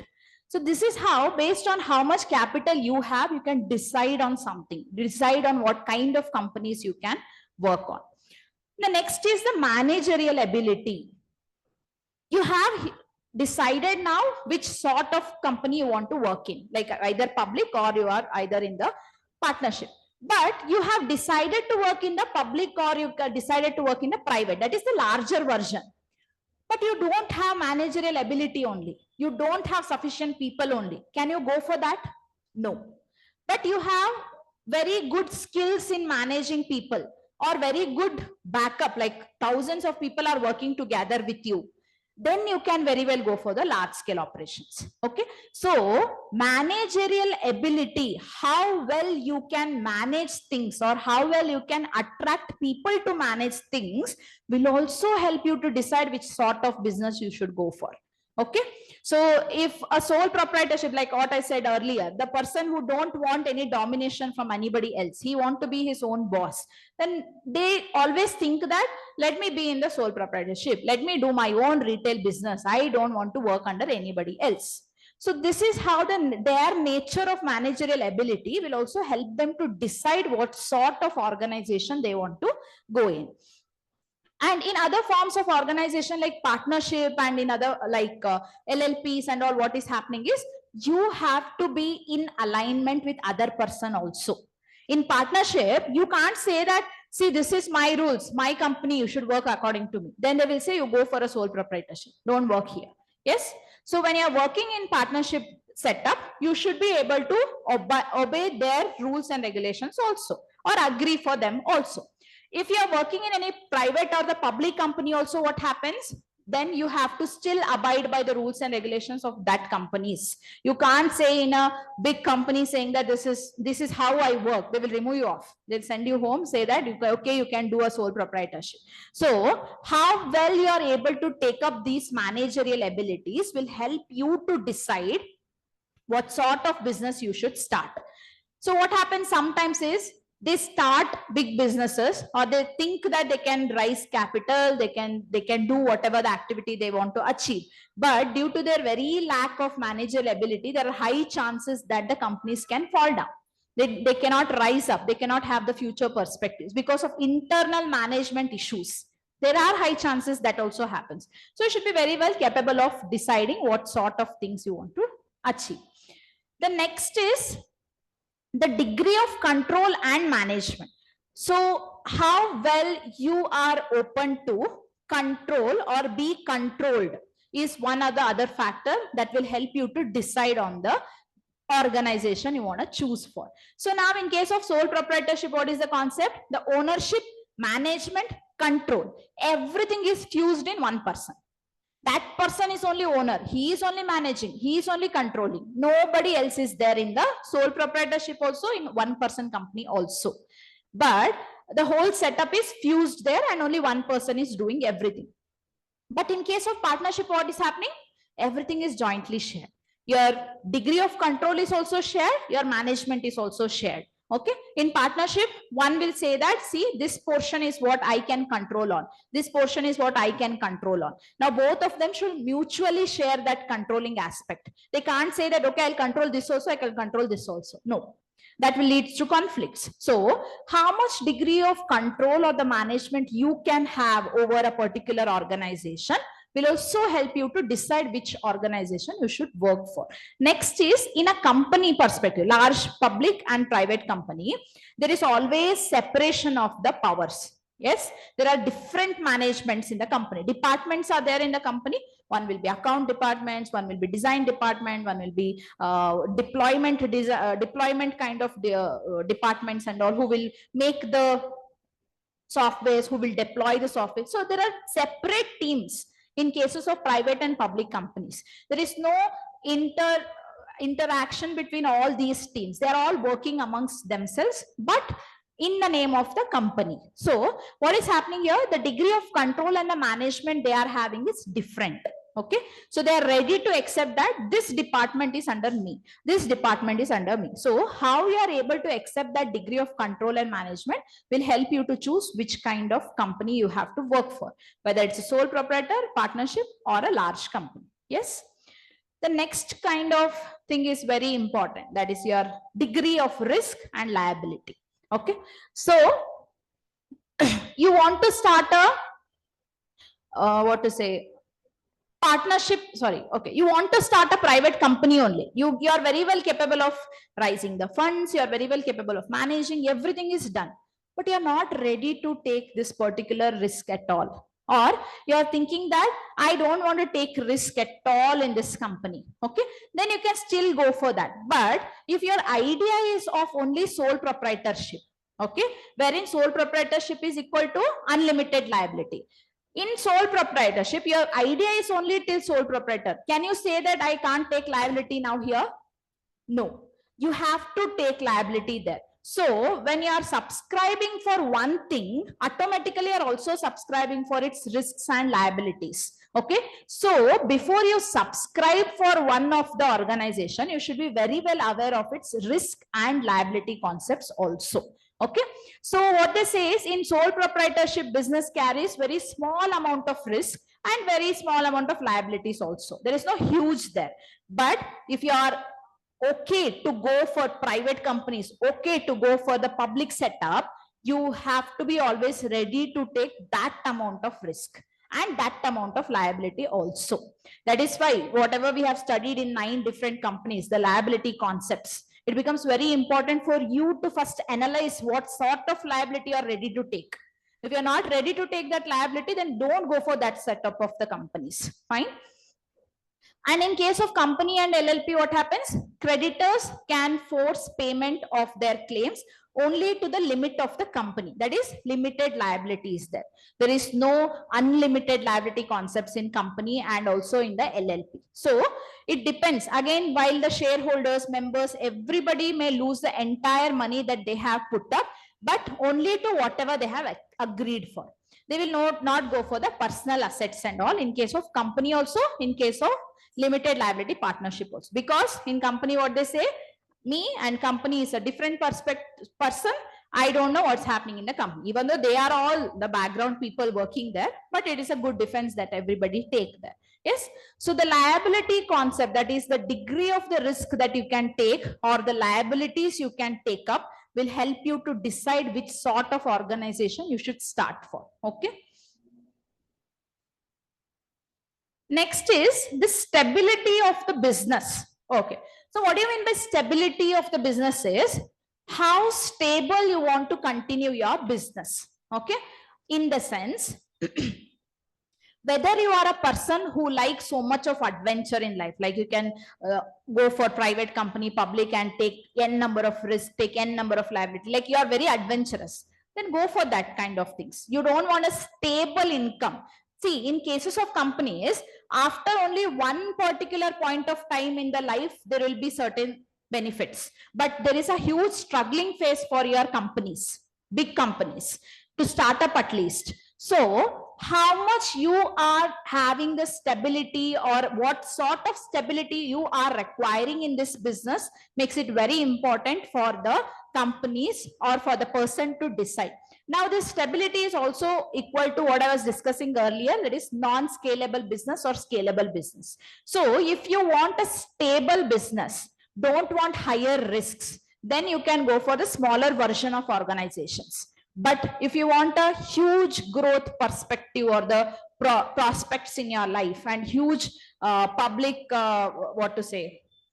acceptance, something of that sort, then you can go for the public companies or the private companies. So to what extent the stable of business you are willing to have, that will help you to decide on the particular form of the business. So what they say here is, along with this stability, they should also see the safety of your investment. How much safe it is to invest on this kind of company, like sole proprietor. How much safe it is to invest in the partnership. How much safe it is to invest in the public. So you should make these kinds of calculation first. And only then, if you think that, no, if I invest today in 1% company, which is a entrepreneurship, I can still one day finally grow to the private company level. Happens. 1% company can anytime be converted into the private companies also. So if you are having this prospects in your mind, having this stable business setups in your mind, you can go for any other sorts of thing. If you don't want to have any sort of large scale operation setups in your mind, then you can go for the lower version of the companies. Okay. And the illness of the owner. Okay, so this is what it is talking about. Like in cases of sole proprietors and all, if the person is dead, it is all closure of this company or the closure of that particular proprietorship. But that doesn't happen in any other forms of the things. That doesn't happen in partnership. If a partner is dead, is it closing the partnership form? No. If a Hindu undivided family karta is dead, it is closing it? No. Next person. So only sole proprietor is a concept wherein if that person is dead, it will be closed. This remaining all, it is a perpetual succession. There will be one or the other person who is taking care in the next generations. Now, partnerships are also sometimes unstable. Why? They are terminated by the death, insolvency, insanity, retirement, etc. But still, there are certain kinds of pros for that also. See, in case of partnership also, you can say uncertainty is there. It is not a stable job in partnership, but at least you have this guarantee that remaining 3% will be functioning, remaining 5% may be functioning. But in sole proprietor, it's not like that. That is the only person, if he is dead, don't know what to do next until the legal representatives are very well ready for the same. Okay. Next is the stability aspect. In case of companies and the limited liability partnership have the most business stability due to the feature and the perpetuity being an artificial and legal person. So your LLP and company both say that, or both take the defense saying that we are artificial person, we are having the different entity, existing entity, something of all that sort, separate legal entity sort of things. When they take this defense, there is high chance that that company will lifelong be growing, unless it is winding up and suspension, something is happening there. It is a lifelong growth that is there for your such kinds of companies because of the concept of perpetual succession. Okay. So this is how the stability of a business should be kept in mind, whether you want to keep it long running or you want to just, okay, if you are okay with when you die, the company also is okay to be dead, then you can go for the sole proprietor. Okay. Next is flexibility of administration. So what is happening in cases of sole proprietor? Very simple. Only one person, no need of so much of tension and all. He will only manage the things. Of course, there's a lot of tension for it, but still he is able to manage the thing. Very simple in the administration and very flexible to take decisions. Sole proprietors, no need to ask n number of people before they decide anything. They want, they can close their shop today. They want, they can take 15 days of leave. They want, they can take some new whole set of new investment plans at the next step, or bring some new products to their companies and all, or the proprietorships and all. So there is no need of so much administration in cases of the sole proprietorship.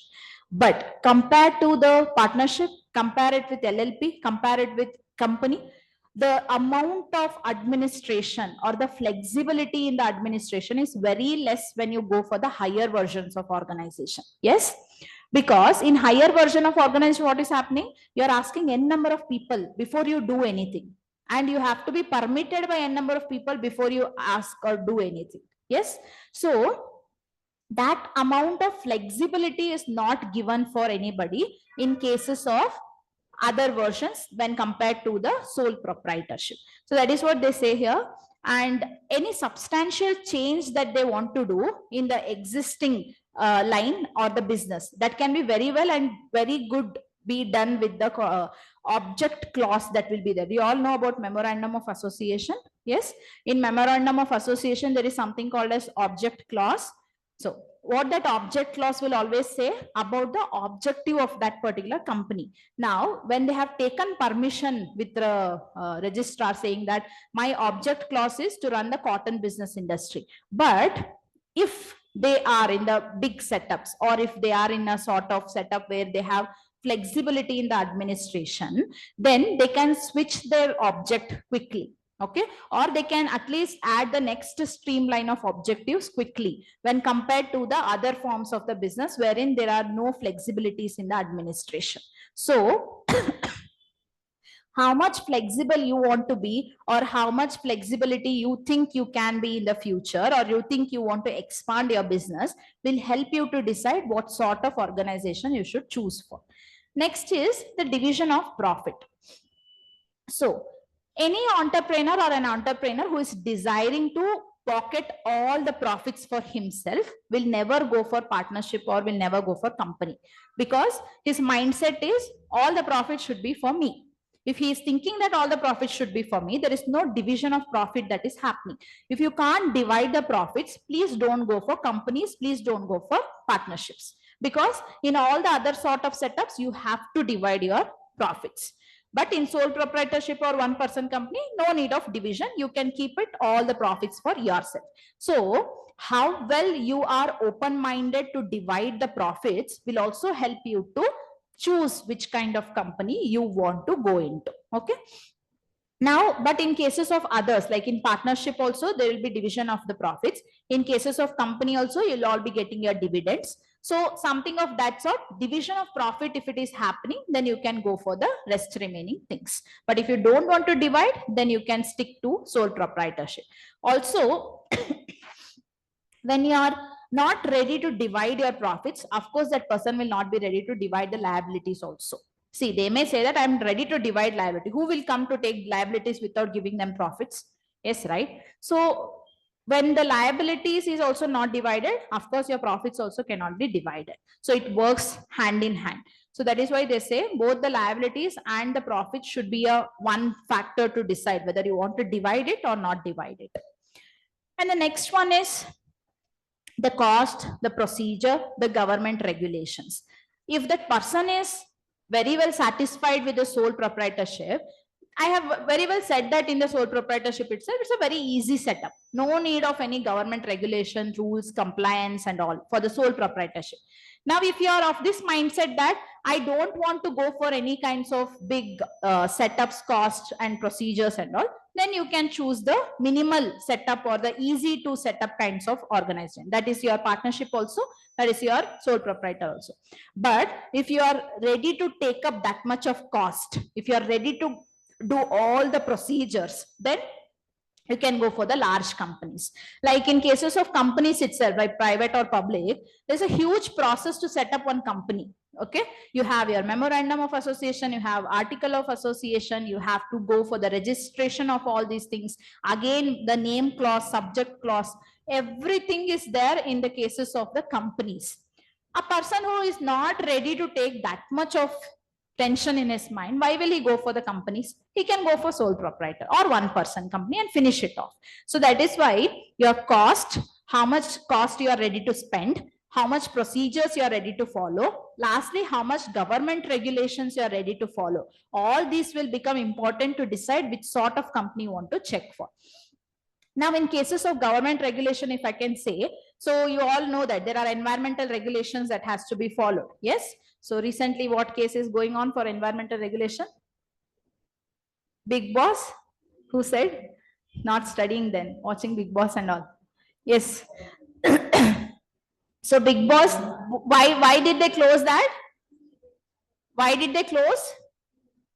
Environmental regulations was not completed. Yes. Not aware? Mukunda, so surprised what is happening in the class. You don't watch. Okay, so what happened is recently they started Kannada Big Boss. You know that, right? You don't know. You don't watch Kannada? Oh, okay, fine. Oh, he don't know what is Big Boss, guys. Okay, okay. So what happened was they set up everything and they started the show also. But suddenly one fine day, like recently 2 days before, it is all closed. The whole show is closed and everybody are taken out from the house now. Why? Because of the fact there was no environmental regulations that they followed. There was lot of waste that they were generating. Sewage problems were there. Now what happened is state government took the action about the environmental regulation department. They seized the whole property. Fine. Now why I'm drawing that connection is government regulations are to such an extent that in cases of big private companies or in cases of public companies, there are n number of regulations that they have to follow, n number of clearances that they should get in order to set up a company. Yes, in order to set up any industry, they can't steel industry, if at all you can say. They can't simply start one fine day a big steel industry and say this is a private company. No, they have to do n number of procedures. But that is not equal to the procedure which a sole proprietor will do. He don't need to take any environmental clearances and all unless it is so much harm to the environment, but he can simply run it on his own. So why I brought this connection is the regulations are so huge when you go for the higher versions of the companies. That will help you to decide whether you want to be in the smaller version of companies or higher version. Okay. See, that is what the second para says here. For example, the cost that is incurred in drafting your MOA, AOAs, prospects, and also your sharing of the share capitals. And sometimes public companies have to go for IPOs, stock exchange registrations. All these are very huge cost matters. So, how much ready you are to take up that cost will help you to decide the company. Next is, okay, not only the opening regulations, also the closure regulation should be seen. See, one company can start up one fine day and start successfully functioning. If that company is not running properly, there is a day when it comes to be closure also. And during closure also there are a number of regulations. You can't simply one fine day get up and close your company and say that my creditors, I'm not going to pay you money. That's all, finished. No, you can't do that. You have to follow certain regulations in order to close a company also. That is why both for the opening of company, for closure of company, how well you are ready to take the cost, procedure and regulation will help you to decide which sort of company you should be into. Okay. Next is tax implication. So as I always said you, Hindu undivided family is one of the very best example which will gain always the tax benefits. Okay, but when it is compared to other, when I have discussed all the other 9 setups, there was no much tax benefits that are given for any. But in that only, sole proprietor may have a less tax, but companies will have more taxes. So how well you are able to have these tax implications, or how well you are able to pay these tax implications, will also help you to decide on the factor. Now, they say that this tax liabilities will depend upon your profits, no doubt. Okay, it will always always depend upon how much profit you are able to make up in that particular thing. Even though your LLPs are small setup,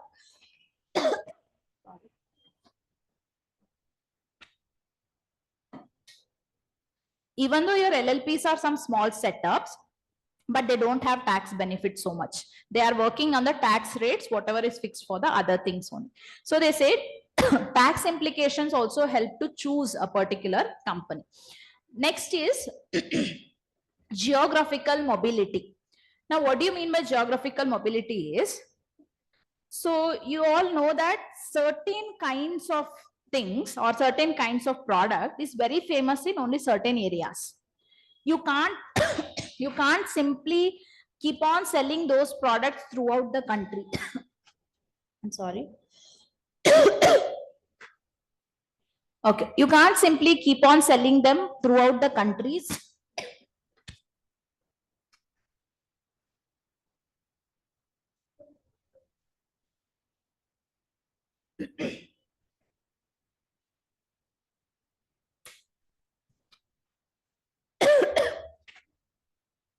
Okay. So you know that India is very good for all the spices, and it is all very good exporter of spices also. Now spices can be traded throughout the country. So you can have a big setup for the spices industries. You can't do a sole proprietor for spices industry.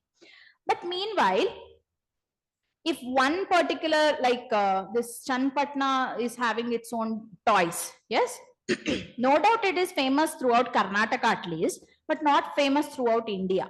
Now, if people who are working in this toy industries in Chanpatna, if they think that let us start a big public company, which is, and export everything to, sorry, not export, to provide everything to whole India, they may fail. They may not be able to make profits there.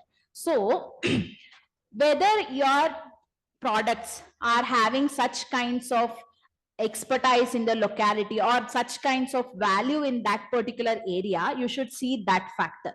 If it is having a worldwide exposure, then you can go for company setups. If it is not having so much exposures and all, don't waste time or don't waste money in company setup. You can do it in a very small level also. So there are certain places in our India wherein that is famous for one or the other things. Okay. So what is happening is there are very low chances that these people will always have an export system. They will have a system running within the whole country, but not outside. Okay. Only the things which are having globally recognized acceptance, only they will be having large setups. Okay. So that is how the customer support or the customer service, how much you can give, based on that you can decide which sort of company you should choose for. That is for geographical mobility. Whether you are able to do it for whole world, yes, go for a company setup. Whether you are not able to do it, you are only able to do in one area of Bangalore, then don't go for that. Okay, all your restaurants which are famous in Bangalore and all, like Veena stores or something else, Maleshwaram, right? Yeah, and CTR. What happened, Naman? CTR. Any other food store? Vidyarthi Bhavan, yeah. So these are all. Do you think somebody staying in London know about Vidyarthi Bhavan here? No, right? Do you think somebody staying in Australia know about the CTR that is there in Bangalore? Maybe, but not all. So they know that they don't have that much geographical mobility, but they have that particular grabbing of customers within that area.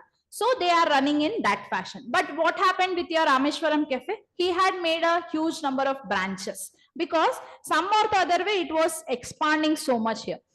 Okay, you all know about truffles also? Truffles, right? Okay, some of you. So truffles is certain kind of thing which was done or started in Bangalore only. Do you find truffles anywhere in India? No. It is only in Bangalore. Not even in Hubli, not even in Dharwad, or not even in any place of Karnataka. Because they know that their customer base is very good in Bangalore. Okay. So in this way, or your other fashion stores like Zara and all, they very well know that whole particular country can buy us, and H&M. All these are some of the brands which are in India, and also some of them are globally recognized. So how well you can make recognition, or how well your products are able to be recognized, that will help you to decide whether that particular geographical mobility is good or bad for you, and then decide on what sort of organization you want to run. Next is transferability of ownership. That is your perpetual succession concept, wherein they say that in case of sole proprietorship or a one-person company, entity will not lead towards a transfer of ownership. So once that person is dead, usually it will be closure of that particular thing. So they will not be open to transfer their ownerships. But in cases of company and all, they are able to transfer their ownership. Next is managerial needs. Now, managerial ability is something how well you can handle. But managerial needs is how well you can cater with the local people. Okay. So if your, that is what, if your products are recognized everywhere, merely an online website also will be good for you. But if your customer base or the local catering is not good, then even if you are in an open store setup, nobody will come to you. So how well you can cater with the local needs, or how well you can cater with the people that are there, will also help you to decide which sort of company you should go into. Lastly, secrecy. Okay, the which type of company do you think has a good secrecy maintenance? Sole proprietor and a one-person company. So if you are of this mindset that this whole setup of my company or my idea, the concept of idea, I don't want to share with anybody else, then what happens? You can go for the minimalistic company setups only. Okay, because you don't want to share that secrecy. But if you want to have the whole big setups and all, and you're okay with sharing the secrecies and all, then you can go for the other sort of setups. But again, when you're saying about secrecy, it doesn't only mean what I said now. With respect to your all the franchises, like McDonald's has its own traits, sorry, whatever the secret ingredients they use, that is different from what your Burger King uses. So all these sort of setups, they have their own secrecies in them. Now they are very well knowing about that, and they all want to continue in that particular fashion only. And if one fine day their secrecies are going out also, they have the strong legal team to defend for them. They are able to take that much risk. So only they are in that setup.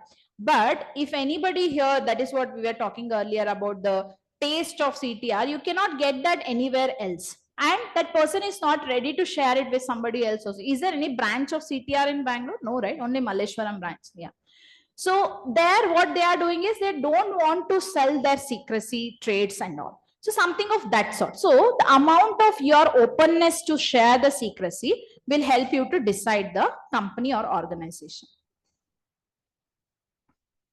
I think one last point is that, yes, that is independence.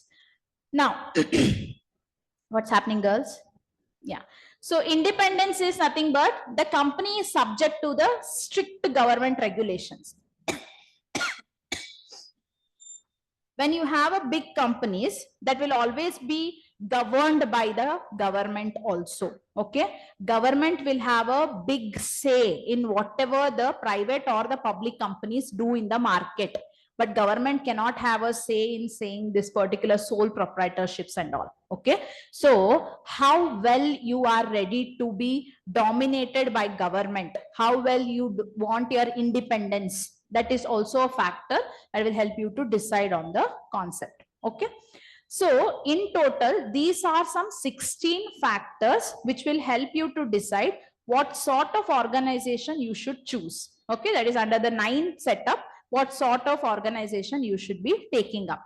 Again, keep in mind, all 16 should be in alignment, and these are the not only 16 exhaustive list, there are multiple other things can come up also, but these are 16 which is very concrete one, or which is very important one, that should be decided on a prior hand before you start any setup or organizations. So that is what your last synopsis part say here. Consideration of all these various factors is not like individually, it should always be done together, and these are the not exhaustive list, there are n number of other lists or the other factors also that will help you to decide on the things. Now the problem that is there in choosing one of the best business organization is when you sit and analyze and weigh all these pointers, okay, all these 16 pointers, because various times what happens is one factor may be matching your idea, the other factors may not be matching. Okay, so it's very hard process to sit and analyze and weigh all these relevant factors and then decide on what sort of organization you want to have. Lastly, what they say is the startups which are there in the economy, usually the startup will prefer company as a business structure because it allows outside funding and also rising of the equity shares or whatever that is there. All your startups, they will usually prefer to have a company sort of setup because they want lot of funding, because they are startups, they want lot of funding. Your Zomato and all, was it not a startup? Zomato, any other? Yeah, any other startups? But Zomato also did the IPO and all, and now it is all completely a public one. So what it did was, it started in the company setup or the company models only. So they say startups, it is very good if you start in a company setup. Okay, and so this is all about your first unit or the first chapter. And if at all you have the ICSI book also, right, module, there are some 5-6 questions, I guess, in the last. Can you see those questions?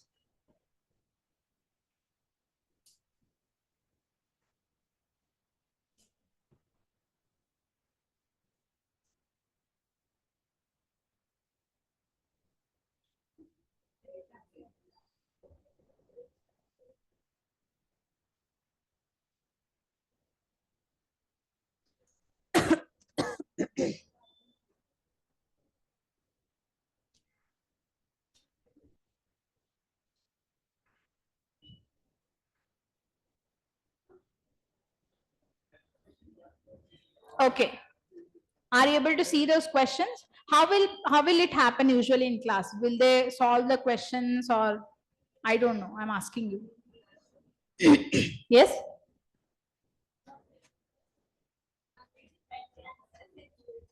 You'll write the answers. After each module, everybody do that? No. Is it okay if I do that? No. You don't have book to write? Why? What is this, guys? Okay, we can do one thing. This is anyhow a very short answer kind of things only. You can just answer me the question. Answer the questions, then we will proceed with the next topics. Okay. So the very first question goes like, what are the factors which govern the choice of business organization? So you should be able to write all the 16 different factors. You should also be able to write how each individual factor is working for each sort of setup. Like how I was explaining, right? I was explaining for sole proprietor also, I was explaining for the partnership also, I was explaining company also. So each factor, how will they help in deciding for the each sort of company? You should answer that. Okay, 16 factors are there. All the factors has to be answered there. Next is, why would you prefer a limited liability partnership compared to private limited company? Can you answer this? Why would you prefer limited liability partnership when compared to the private limited company?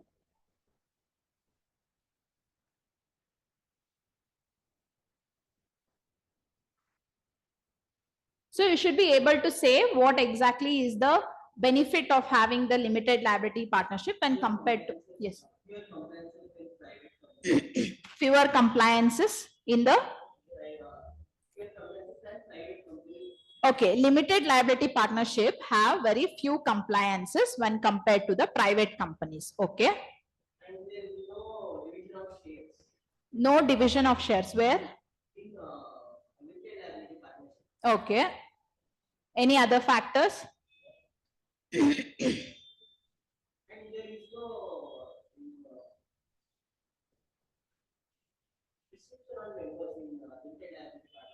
So the limited liability partnership says that very well, there is no restrictions on the members. Okay. So minimum 2, maximum again no restriction. But in private, you have 200. Yes. Any other factors?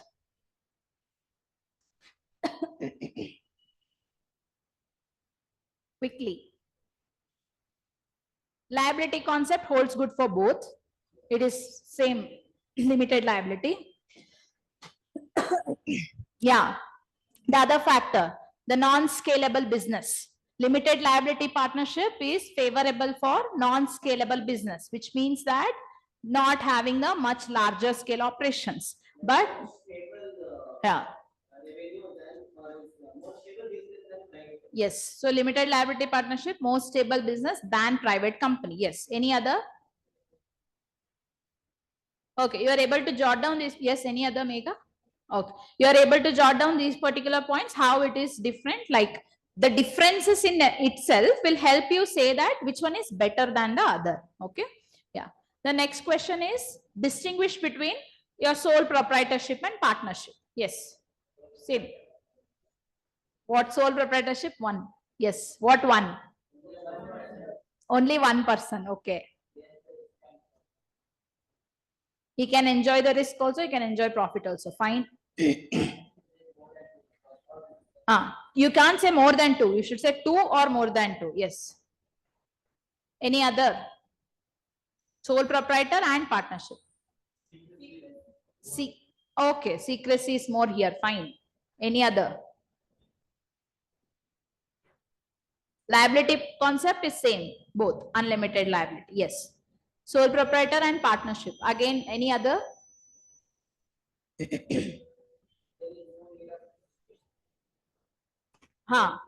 Registration and compliance. Yes. Partnership deed, which is there in the partnership firms, or there can be also registration there. Yes. Any other?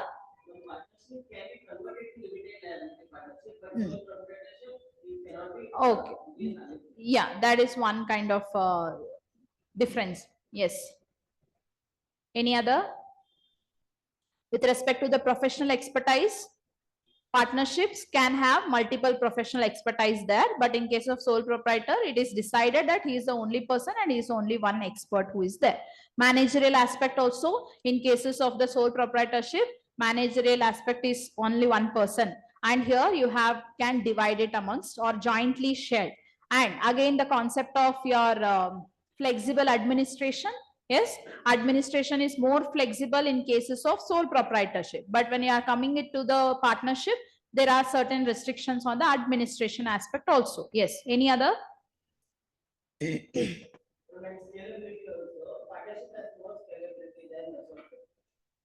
Okay. So partnership has the more scalability than the sole proprietorship. Scalability. Okay. Yeah. So scalability is the they may think that future perspective they are able to grow more, or the larger scale is more in the partnership than more exposures than when it is compared to the sole proprietorship. Okay. Any other? Okay, fine. The next question is, in which form of business organization owner is personally liable for all the debts of the business? Okay. Then only sole proprietor and partnership?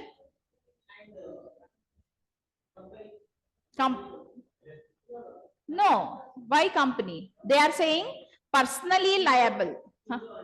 Hindu undivided family, yes. One person to some extent, yes. Yes, all these companies. So in all these forms of business, okay, 1 second. So I'm sorry, but I'm not aware much of the pattern of question paper. Is there a multiple choice questions now also? No, right? Only all the descriptive questions. Fine.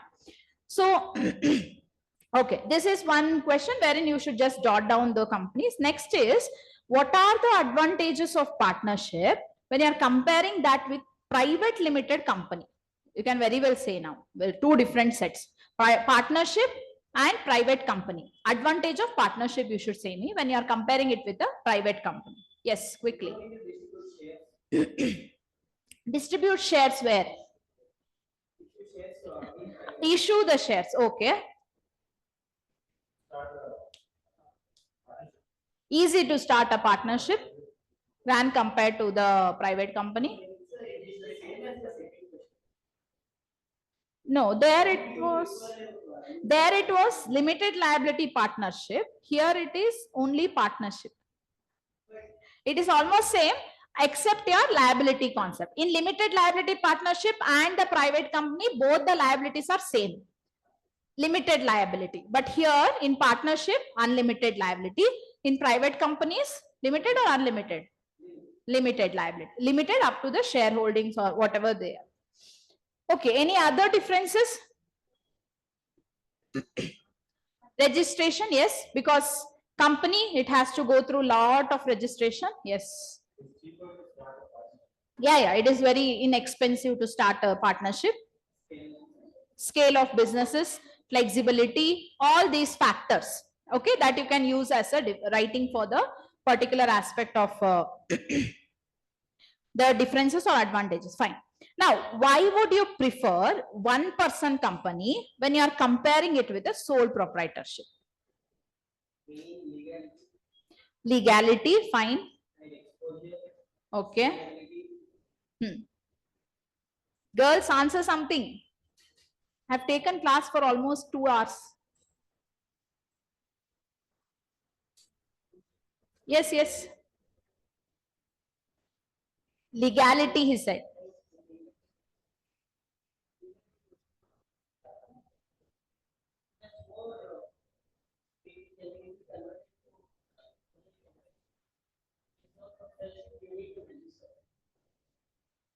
Perpetual succession, where in case of one person or in case of sole? Perpetual succession because of the fact of nominee, one nominee and one person. Yes. Any other? Why would you all prefer? I said you, entrepreneurs, will you usually choose what? Sole proprietorship? No, one person company. Yes. Because of the fact there are high chance of scalability, as he said, they can anyhow switch to the next company. Yes. Any other? Oh, yes. Yes. Where minimal tax? One person. Minimal tax is there. There was another concept in one person. That is what about 1 second. Cash flow. Cash flow statements are not required to be given in one person is what I said. Okay, I forgot to mention it there. So what is happening in your Companies Act is section 2 clause 42 of your Companies Act is defining you something about financial statement. Section 2 clause 40, which is definition clause. Yes, right? Section 2 is definition. Yeah. In 40, what they are defining is financial statements. Now, when they are saying about financial statements, they say financial statement will include your cash flow statements also. But there is one exception for that. That is, one person company cannot give a cash flow statements. It's okay for us. This is the exception, which is not made up exception by me or ma'am who has written this. It is given in 2 clause 40. They have clearly stated that cash flow statements can be an exception from the financial statements of one person company. Okay. So I forgot to mention that section there. Okay. So that is all about your questions. Now, okay, we'll start with the next chapter. You have another 40 minutes.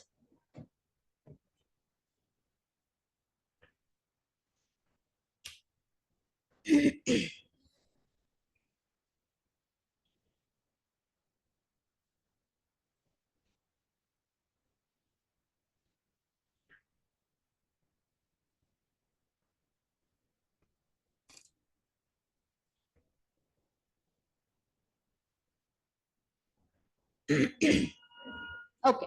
Your Companies Act is done? No, ongoing. It will be daily class? Okay. How much portion is done there?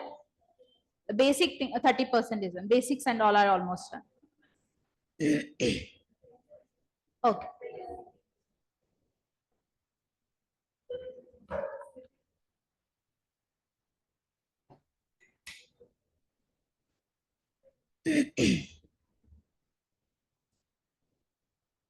Yes. Let's start the next chapter.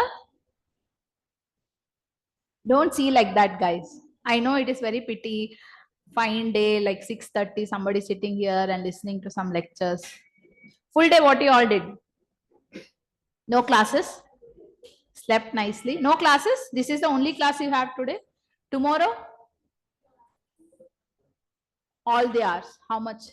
Only mine again. Oh, again you have to see me only tomorrow. That too in the morning. Only so Sundays your classes start at 8:30 only. Okay. Oh, now only it started then because of me. It's also be starting. So he gave some new news to you. Every Sunday. It will start from next week. Huh? But when is your exam?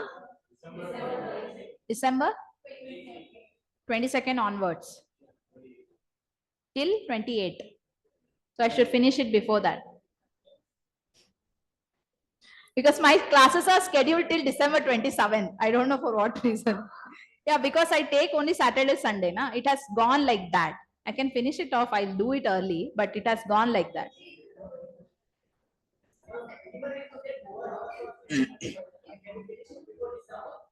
Before December is, I can't. I think I can't.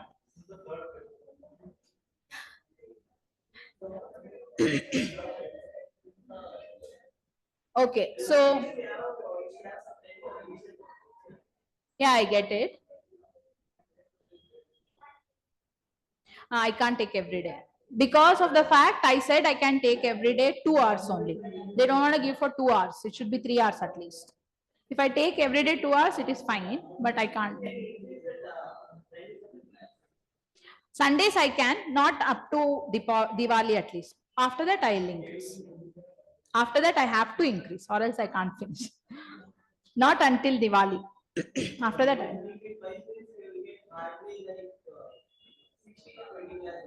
yeah, it was coming somewhere around 60 classes. So, okay, yes, fine then. We'll speed up our this thing, but I don't want to simply put up everything in your mind. Okay, we'll do another simple concept for another half an hour, which is the lesson 2. You're able to see it, right? Yeah, which is about your next unit. Now we have discussed on what are different types. We have discussed on what are the factors, how you decide it. So now next onwards will be company perspective only. You have decided that you want to start a company only now. But what you'll study in this second lesson is how these companies have to be registered. Okay. Now only your mindset should be company. Now you all want to start one company. That's all. Forget about all the things. Don't forget like that, but still forget as of now. So you should only do or think about companies now. How the incorporation of companies are happening. Okay. Because incorporation of companies will always be classified on different basis.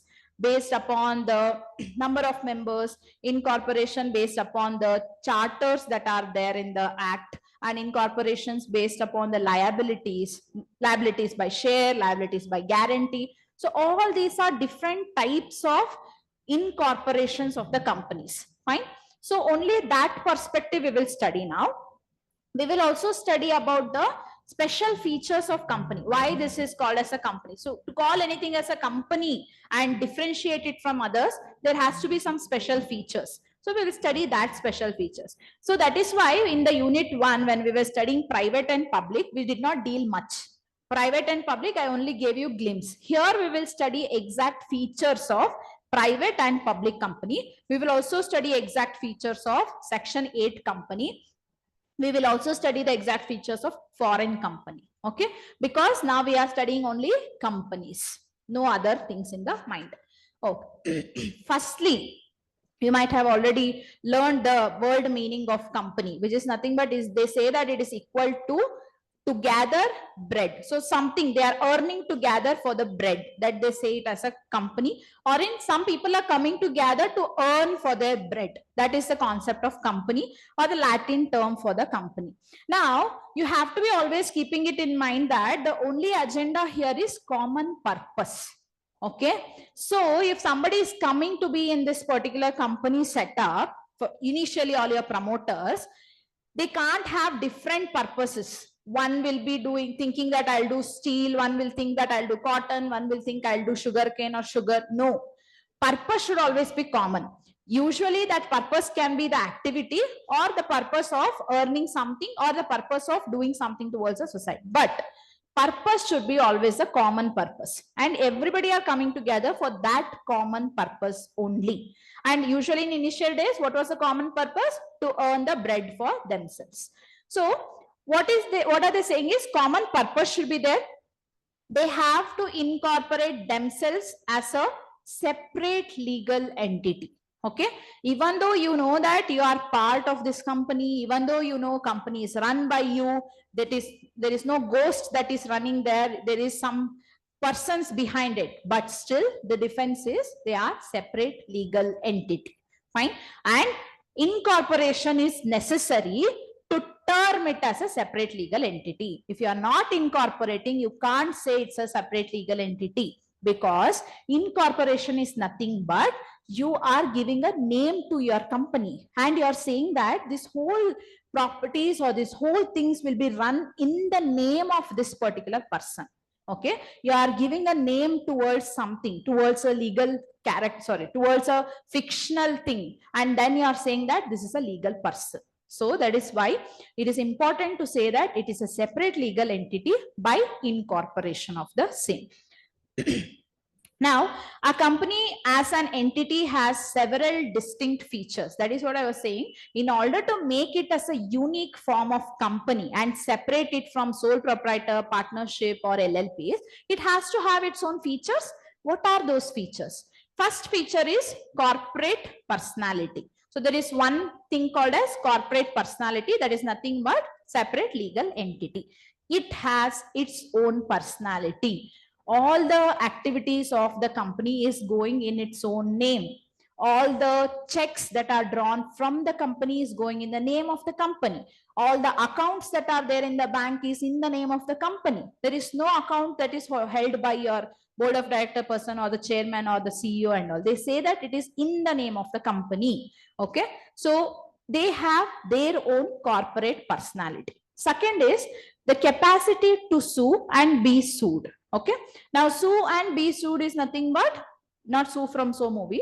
Sue and be sued is you can file a case, or you can somebody else can file a case on you also. Okay, so the legal recognition for you will make you as one individual.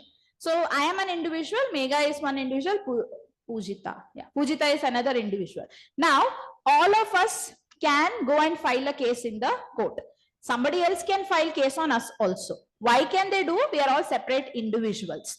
Same in the same manner, if you give one individual character to this company, they can also sue this company, or company can sue some other company also. So that is the concept of be sued or to sue somebody else. Next is transferability of shares. That is what I was saying in case of private and public. Private, no transferability of shares. Public, transferability of shares are there.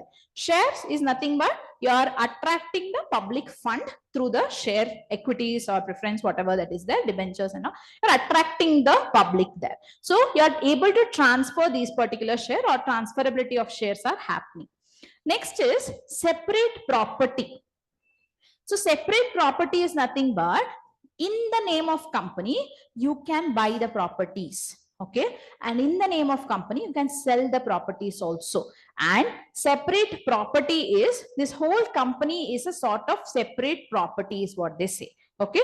You can't treat it as my property or his property or the chairman's property or the CEO's property. No, it is in itself a separate property. Okay. That is another feature of company, or why it is making a company as a unique one. Next is perpetual succession. That is nothing but people may come and go, but the company will stay always. Okay. So there will be repetitively, people will be adding and deleting there, but in the name of the company, everything will be fine until it comes for the liquidation, or it comes for the winding up of the process. So these are 5 different things which is making or giving one legal status to the company. Okay. You may say that it is a fictional thing and all, but how are you saying it as a fictional? If these 5 characters are there, you can say it as a fiction. Now apply these 5 to us also. It is very well applicable. Okay. So once, if my parents are dead, next week comes into, so legal representatives come, so there is no death of the family name, then we have separate properties that we can transfer. To share is nothing but our assets and all, we can transfer to anybody and everybody, and we can be sued or we can sue anybody else. We are also a legal personality. So when you are able to apply these things to an individual also, please apply these things to company also. This is a simple concept, and how a company is being made as a different person. Now, based on the registration. So in this particular unit, we will also see multiple types of companies. Okay. In that, one important thing is private company, public company, and one person company. Based upon their registration, they are dividing it like this. Okay. So your private company again is nothing but which is done by 2 or more, same things. 2 or more persons should be there. Maximum limit is 200, and they are not able to transfer their shares. And lastly, again, the limited liability, not able to give the open shares for the public. This is your private company. Next is public. See, you can see it's same again here. So public, where 7 or more companies are there, so 7 or more members are there, no limitation on the maximum limits for the public companies, but transferability of shares is okay, and you can call for the public money also in cases of the public company. Now, one person, again, it is nothing but kind of private only, but run by one person and with the liability concept. And here, what is happening is, by subscribing their names or his name to a memorandum and complying with the requirements of that, what is happening in case of private company is, these people who are running the private companies, they will be subscribing their names towards the companies. See, concept of company is same, be it be in private or public, but the names of the individuals, because in public, what do you say? This company is a public company because maximum shares are held by the public. But that is not the case in private. The individual names who are working for that private individual institutions or the companies are the names whose subscriptions are happening in the internal management of that particular company. That is how it runs for private companies. Next is your section 3 is all talking about this. It is saying that this section 3 should be read with the incorporation rules. Okay, only then you'll understand why these different sort of companies are there, because they are differentiated on the basis of their incorporation. Okay, and the second clause says that a company which is formed under this section, that is one person, private or public, they may either have the company limited by shares or company limited by guarantee. Now, what do you mean by company limited by shares? Limited, yes. So limited by shares means they are putting the limitation on liability. Don't think that limitation is on how much shares you can take. No, limitation on how much you can be liable.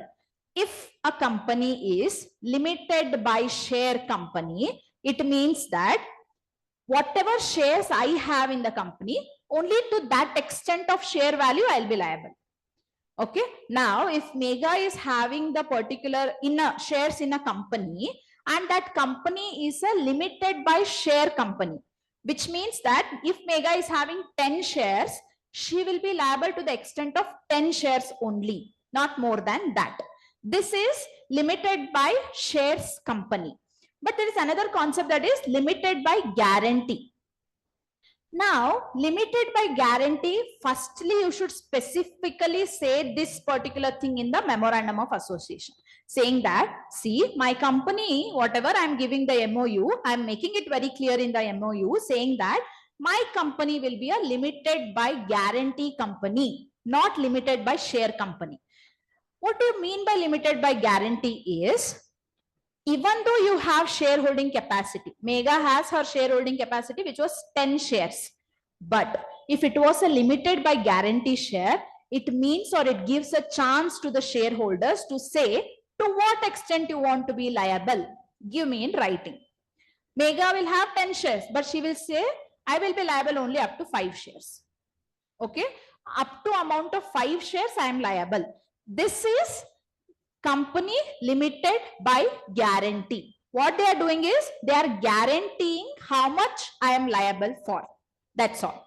That is limited by guarantee. If the company is not saying I am limited by guarantee, it will always be limited by shares. 10 shares, 10 amount of liability. 30 shares, 30 amount of liability. Okay. So this is the second clause of your section 3. Next is, the members are liable to the company and to any other person up to the extent of their guarantee. That is what limited by guarantee means. But you should always specify this in a memorandum of association. You can't simply one fine day say that I'm limited by guarantee now. No. Okay. Yeah.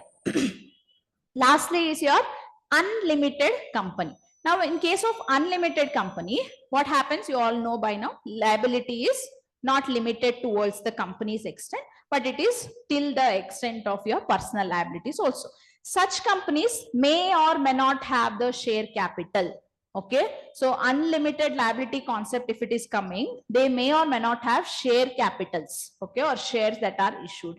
And they may or may not be a public or a private companies also. And sorry, they may be either a public or private companies, but if you are not limiting your liabilities, what happens is, they will say you don't go for the share issues and all. Okay. And lastly, the members are liable to the company and to any other person also. In cases of unlimited liability, if there is any risk that is there, that is running, or liability is running, you are also liable to company. You're also liable to that third creditor, whoever is waiting outside for your money. You are also liable to that fourth creditor. That is what personal liability is. It is not just to the company. Towards whatever the loan it has taken from anybody, you are liable for everybody else there. Okay. Next is, this is about section 3, that is incorporation rules and all, and how this division of companies have happened based upon the registration. Next is classification of companies. This classification is on the basis of incorporation. Now, what do you mean by incorporation is, it's usually a legal terminology. That is, incorporating a company means you are giving a legal identity for that company. The companies can be incorporated in a statutory form also, or in a registered company also. Now, what do you mean by statutory companies is, a special statutes are set up for that company. Like, Reserve Bank of India is also a company. Life Insurance Corporation of India, LIC, is also a company. It is not something that is new, and it is not company like that. It is a company. LIC is also a company. Reserve Bank is also a company. But are they registered under Companies Act? No. They have their different act. That is Reserve Bank of India Act, LIC Act. LIC also has its own act. So, if any company is coming into picture in the country through its statutory acts, then they are called as statutory company. If normal, other all companies will come under the bracket of registered companies, because they are registered under what? Companies Act 2013. Okay, so this is how on the basis of incorporation you are dividing. Okay, you are dividing into two: statutory companies and the registered companies under Companies Act. First division was on the basis of registration: private, public, one person. Next division is on the basis of liability. That is what I said, like the first liability is on the limited by shares. If company is limited by shares, then it is one category. If company is limited by guarantee, it is the other category. If company is an unlimited company, that is a third category. So it is how the classification of companies happening on the basis of liability. So these are three different ways in which companies are classified. And apart from these three different ways, now in these three different ways, how much companies we got? Like around 6-7 different types of companies. Fine.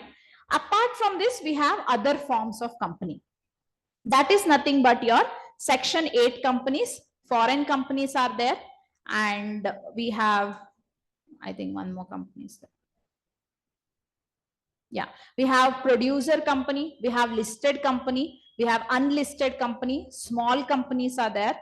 So these are all other forms of companies. Okay, again, your private and public company.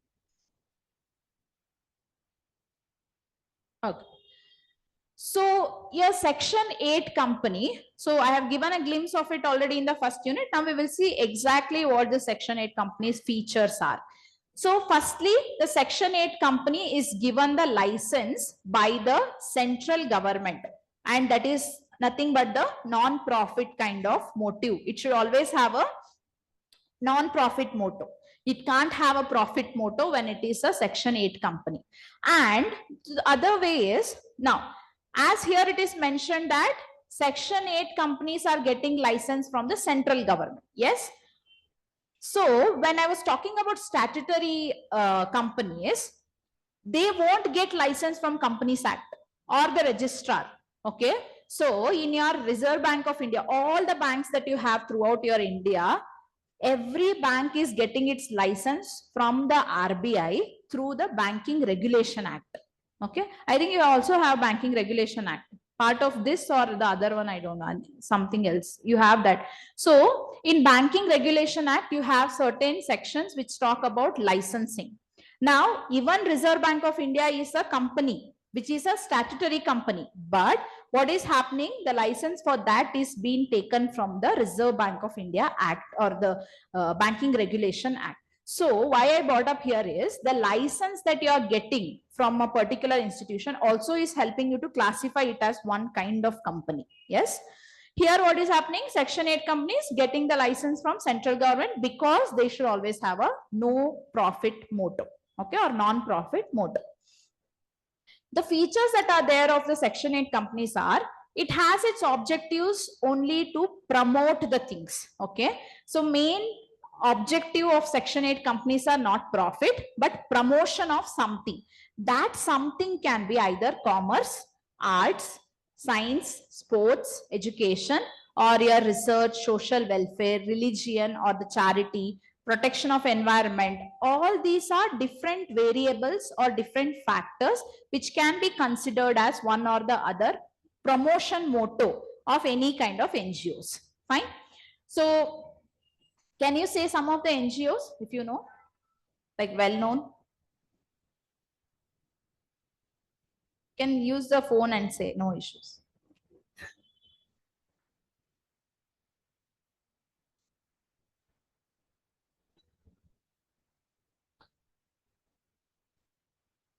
So it is usually seen that every big companies will have their own NGOs just to avoid the tax. Yes.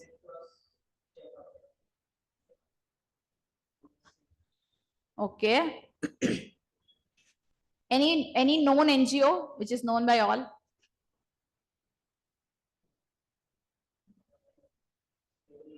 Yes. I did not get. I did not hear you. Akshay Patra. Ah, okay, okay. Akshay Patra. That is one NGO. Yes. Okay. And ISKCON. Yes. Any other?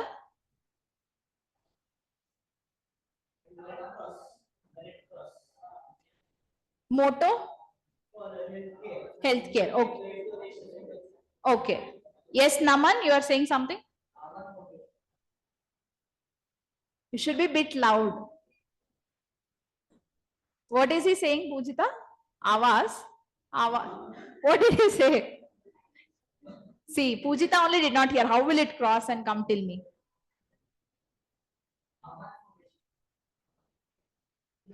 For what? What is the motto? You don't know. Welfare, social welfare. Okay. Your Akshay Patra is for midday meals and all. Yes. Again, a welfare concept. You said another one. Health care and all. So you can see. Shh, okay, fine. Keep your phones inside now. Another 15 minutes. Yes, Naman. Ah, okay. So you can see whatever NGOs you suggested now, are they all running without any motto? The motto that they have is one particular field in the economy which they want to promote. So this is what I wanted to say. Your promotional aspect or the field will be specified always for each and every NGOs. They will not be running simply for whims and fancies or simply to make a show off in the society. They will have to have one particular recognized field and work in that particular progress of the field. Okay, so this is all about your type, the motto of the NGO.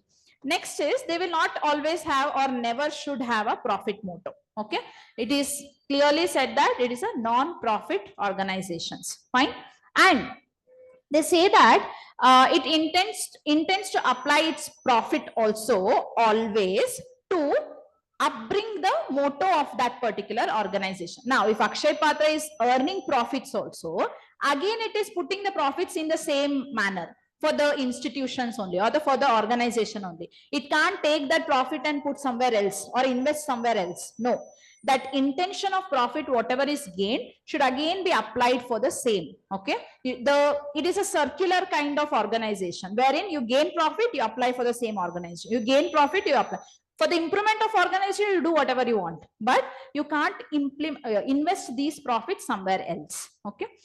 The third point is the company registered under this particular section shall enjoy all the privileges and be subjected to all the obligations of limited company. Okay, NGOs cannot be unlimited company or unlimited liability. They are saying that it is all enjoying its particular functions as a limited company. Okay, all the privileges which are there for a limited company is equal to having privileges in NGO.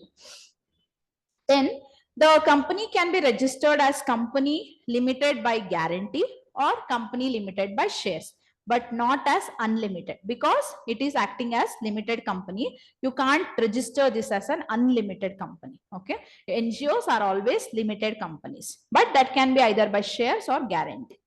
Next is a one-person company cannot be incorporated or converted into Section 8 company. Okay, you should keep it in mind.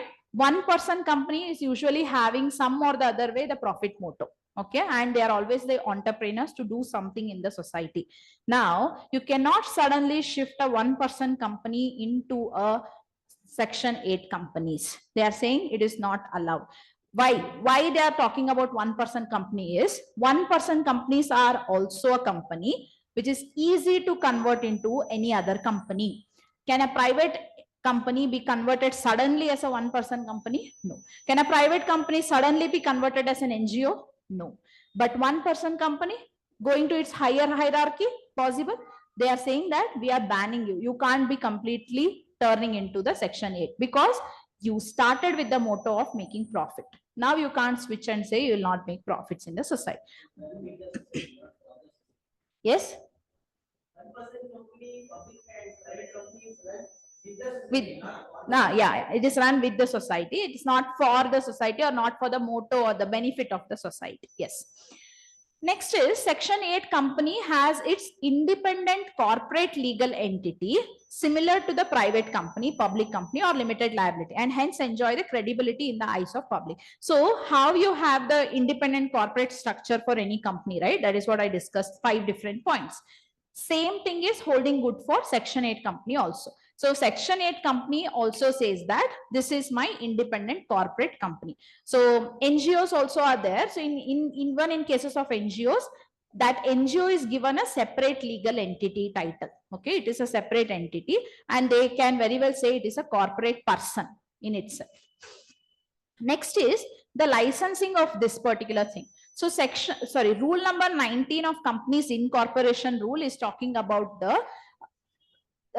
licensing that is being given here. Now, what they say is, in cases of this particular concept of license, they are saying that person or an association of person who is desirous of incorporating a company with limited liability without an addition to its word name limited or private limited, then they can still register that particular company. So your NGOs, whatever are run here, they can still be registered without using the words limited and private limited. Now, Akshay Patra, there is no is Akshay Patra private limited something? No. So that is what NGOs no need to use these words for the licensing. That is what they are saying. But private and public company, can they do so? No. They have to use the words private limited or limited and public limited or limited. Okay.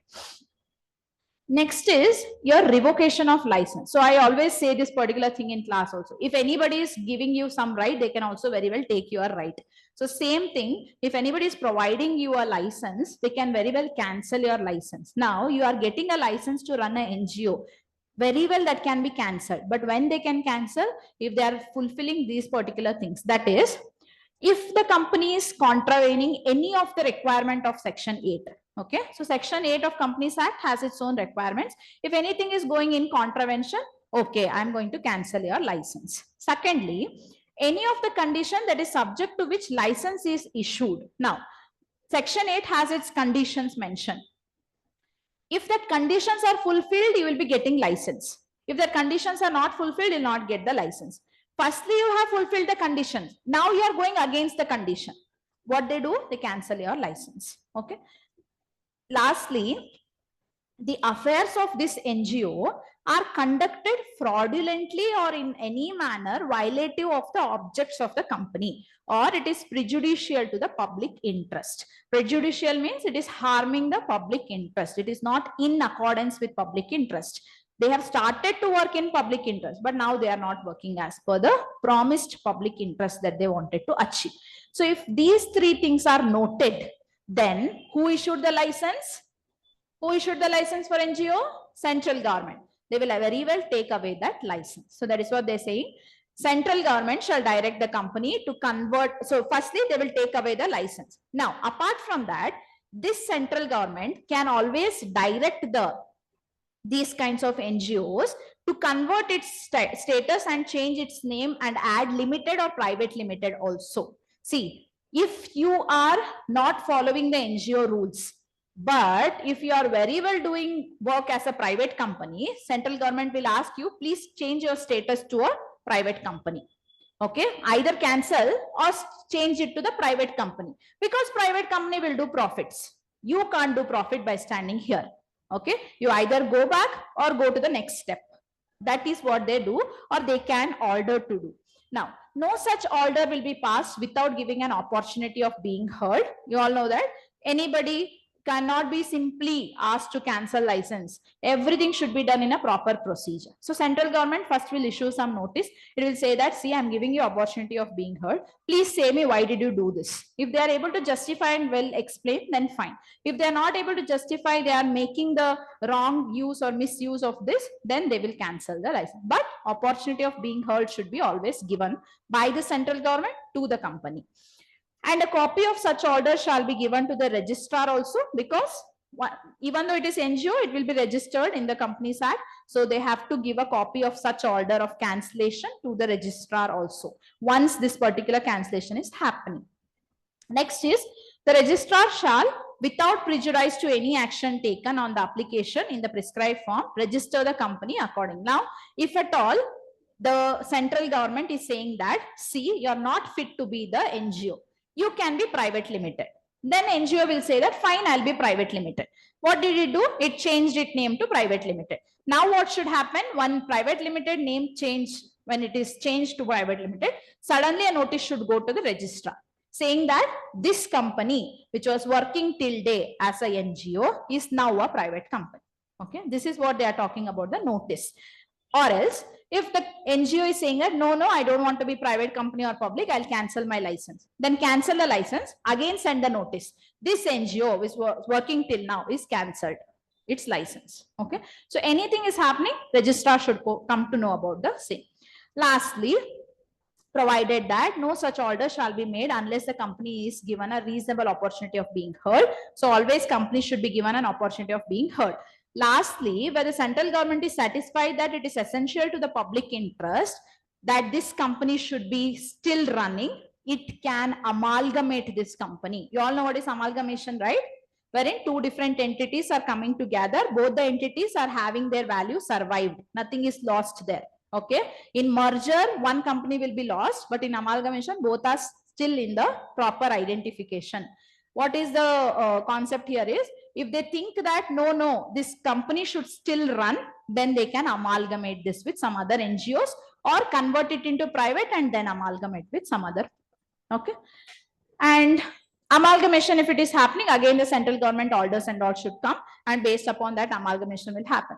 If on the winding up or dissolution is happening, then all the debts, liabilities and all should be satisfied, only then the winding up can happen. Okay, so this is about section 8 companies. Fine. Firstly, they should start with some motto. If they are not achieving their motto, and get the license. If they are not doing it well, they can be cancelled with the license. Clear? Next things we will deal in tomorrow's class. Tomorrow's class, we will deal first with all the remaining companies. Then we will deal with whole concept of memorandum of association. If time permits, I'll deal with the article of association. Fine. You are able to understand, right?